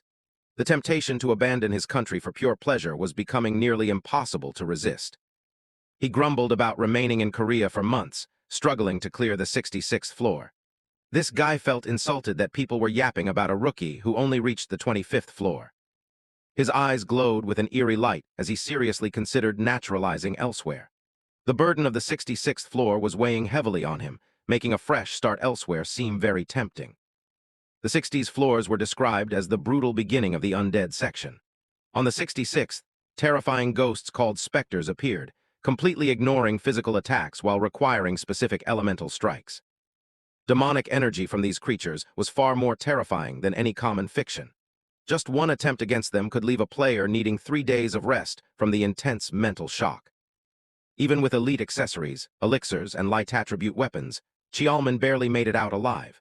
He cursed the undead bastards, knowing the 66th floor would remain a massive roadblock for Korea. Staring at his own reflection in the window, he decided to stop just thinking about leaving. It was time to actually push for naturalization and abandon the country before things got worse. Headlines flashed in his mind, imagining the absolute chaos and shock his departure would cause. The deadline for clearing the 66th floor was already half past, adding to the growing national desperation. In just 3 months, the tower's collapse countdown would activate due to sluggish progress. Red warning screens announced the grim reality that Korea's time was rapidly running out for everyone. A wicked smirk spread across his face as he realized he was the country's only hope. However, he had no intention of being the hero everyone expected him to be. Chialman laughed manically, declaring that it was already too late for the ungrateful morons. He planned to be long gone from Korea before the final countdown ever reached its 0 mark. A vision of a destroyed Seoul appeared, with buildings crumbling into massive craters. He wanted the people to regret their words and feel total despair as their city burned to ash. Meanwhile, back at the new official, Bong Joohyuk was busy receiving a massive delivery. He sheepishly apologized to the courier for ordering 10 whole fried chickens all for himself and his friends. Our boy looked quite content as he unpacked the food in his new home. Living in a place specifically designed for players made everything feel incredibly comfortable and high-end for him. Resident staff handled every little errand, from building management to picking up laundry. It was a lifestyle of pure convenience, allowing Joohyuk to focus entirely on his training and his summons. The building's directory was packed with every facility imaginable, from gyms to karaoke rooms. Joohyuk couldn't help but wish he had moved into this luxurious place a whole lot sooner. This dude skipped through his kitchen, happily carrying bags of chicken for his friend Cossack. He reflected on the 26th floor mission, where they had to take down 20 swamp trolls. Joohyuk handled the nightmare swamp floor with total ease this time. Thanks to his new shadow step skill, he even managed to hunt down a massive troll all by himself. Our boy headed home with bags of fried chicken, ready for a victory feast. He called out to Meatball and John Cossack, expecting them to come running for the food. The summons are totally distracted, ignoring the food for something on the massive TV. Joohyuk watches them with a puzzled expression as they stare ahead in a trance. Our boy tries to announce that the chicken is here, but the duo is completely zoned out. He wonders what could possibly be so captivating to distract them from a feast. Turns out, they're watching a glamorous K-pop girl group perform on a giant 100-inch screen. The summons are absolutely mesmerized by the flashing lights and the upbeat dancing. Joohyuk can't help but blush, admitting that the performance is actually pretty dazzling. He's caught in the moment too, acknowledging the group's charms even if nobody is actually listening. Finally snapping back to reality, Gobeng grabs a huge, golden piece of fried chicken. He's ready to feast, and his massive hand makes the drumstick look like a tiny snack. While eating, they talk shop. Joohyuk decides they should push through the tower and aim for the 29th floor. The summons listen intently while stuffing their faces with food. Cossack pauses his meal, looking a bit confused by the plan. He wonders why they're stopping at the 29th floor instead of just clearing the entire section right now. Joohyuk explains his strategic roadmap. They'll grind experience for 10 days first. Once his random summon cooldown is finished, he'll add a 4th member to finally tackle the 30th floor. Cossack is thrilled about the prospect of a new teammate joining their party. He's already looking forward to meeting whoever the next legendary summon might be to help them climb. Gobeng cheers for the new recruit, but Cossack starts panicking internally. He's worried that if an elite summon appears, his prestigious position as Joohyuk's right-hand man might be in jeopardy. Later, an AMA official rings the doorbell with a delivery for Bong Joohyuk. He's brought the specialized volcano orc leather armor, which is designed to block out extreme cold. Joohyuk gratefully accepts the high-quality gear, thanking the man for the constant support. The agency is really going all out to make sure their top record holder stays safe. They finish their business, and the official wishes our boy luck on the next floor. Joohyuk is eager to put his new armor to the test in the frozen mountains. The screen transitions as they officially enter the 27th floor of the Black Tower. It's a snowy mountain range notorious for its bitter, bone-chilling cold that freezes everything. Joohyuk feels warm and cozy in his new leather gear, realizing that elite equipment is truly the best. He turns to check on his teammates, wondering how they're handling it. This guy asks Gobeng if he's feeling the chill since he's practically bare-skinned. The giant warrior just shrugs it off, claiming that a true fighter never feels the cold. On the other hand, Cossack is literally a shivering block of ice. He tries to act tough, stuttering that he can drive the frost away with his magic power alone. Watching his summons, Joohyuk realizes that if Gobang actually had some brains, he'd be a true top-tier summon. For now, he's just a lovable, freezing tank with zero strategy. Desperate to warm up, Cossack starts stomping his feet and moving as fast as possible. He thinks that constant action is the only way to survive this freezing mountain air. In a total frenzy, the assassin charges forward to start hunting immediately. He's not even looking for monsters anymore. He's just trying to generate heat by moving at high speeds. Cossack becomes a blur of motion, leaving a trail of shattered ice and snow behind him. He's clearing the path so fast that it's almost impossible to keep track of him. Gobang and Joohyuk just stand there, watching the chaos unfold from a distance. They realize that their teammate has gone completely berserk just to escape the biting mountain cold. Meanwhile, our boy is feeling so warm and cozy that it's actually annoying to move. He decides he should probably try to catch at least one monster before Cossack finishes. Joohyuk calls out to Gobang as they both sprint after their teammate. They're trying their best to catch up, but the pace of this raid is getting completely out of hand. Suddenly, a notification screen pops up with some wild news. The mission is already finished, and Joohyuk just leveled up without even getting a chance to swing his sword. Bong Joohyuk is absolutely stunned by the speed of the clear. A shivering John Cossack tells him he finished it quickly, looking completely frozen after his frantic, heat-generating rampage. The rewards start rolling in, including a massive amount of mana stones. Joohyuk also receives an S++ clear rank and a legendary item called the Roland Kingdom Paladin Captain's Holy Sword. Along with the loot, he earns a shiny platinum badge for his incredible performance. Our boy is still processing everything, feeling a bit silly since he hasn't even warmed up yet. Joohyuk is genuinely excited because an equipment item finally dropped for him. He's especially thrilled that it's a weapon type, hopping for a major upgrade to his current tower gear. Upon closer inspection, the holy sword looks incredibly worn out and battered. Joohyuk starts to doubt its quality, wondering if this supposedly legendary weapon is actually just a piece of junk. He tries to lift the massive two-handed sword, struggling with its immense weight. Our boy isn't even sure if it's any better than his current mace, given how heavy it feels.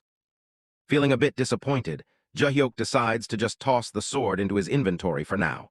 He plans to check its disposal price later to see if it's worth selling. But taking a closer look, the weapon's stats reveal that it is highly effective against the undead, providing massive buffs to attack power and sacred fire. With this new gear, Joohyuk is ready for the challenges ahead.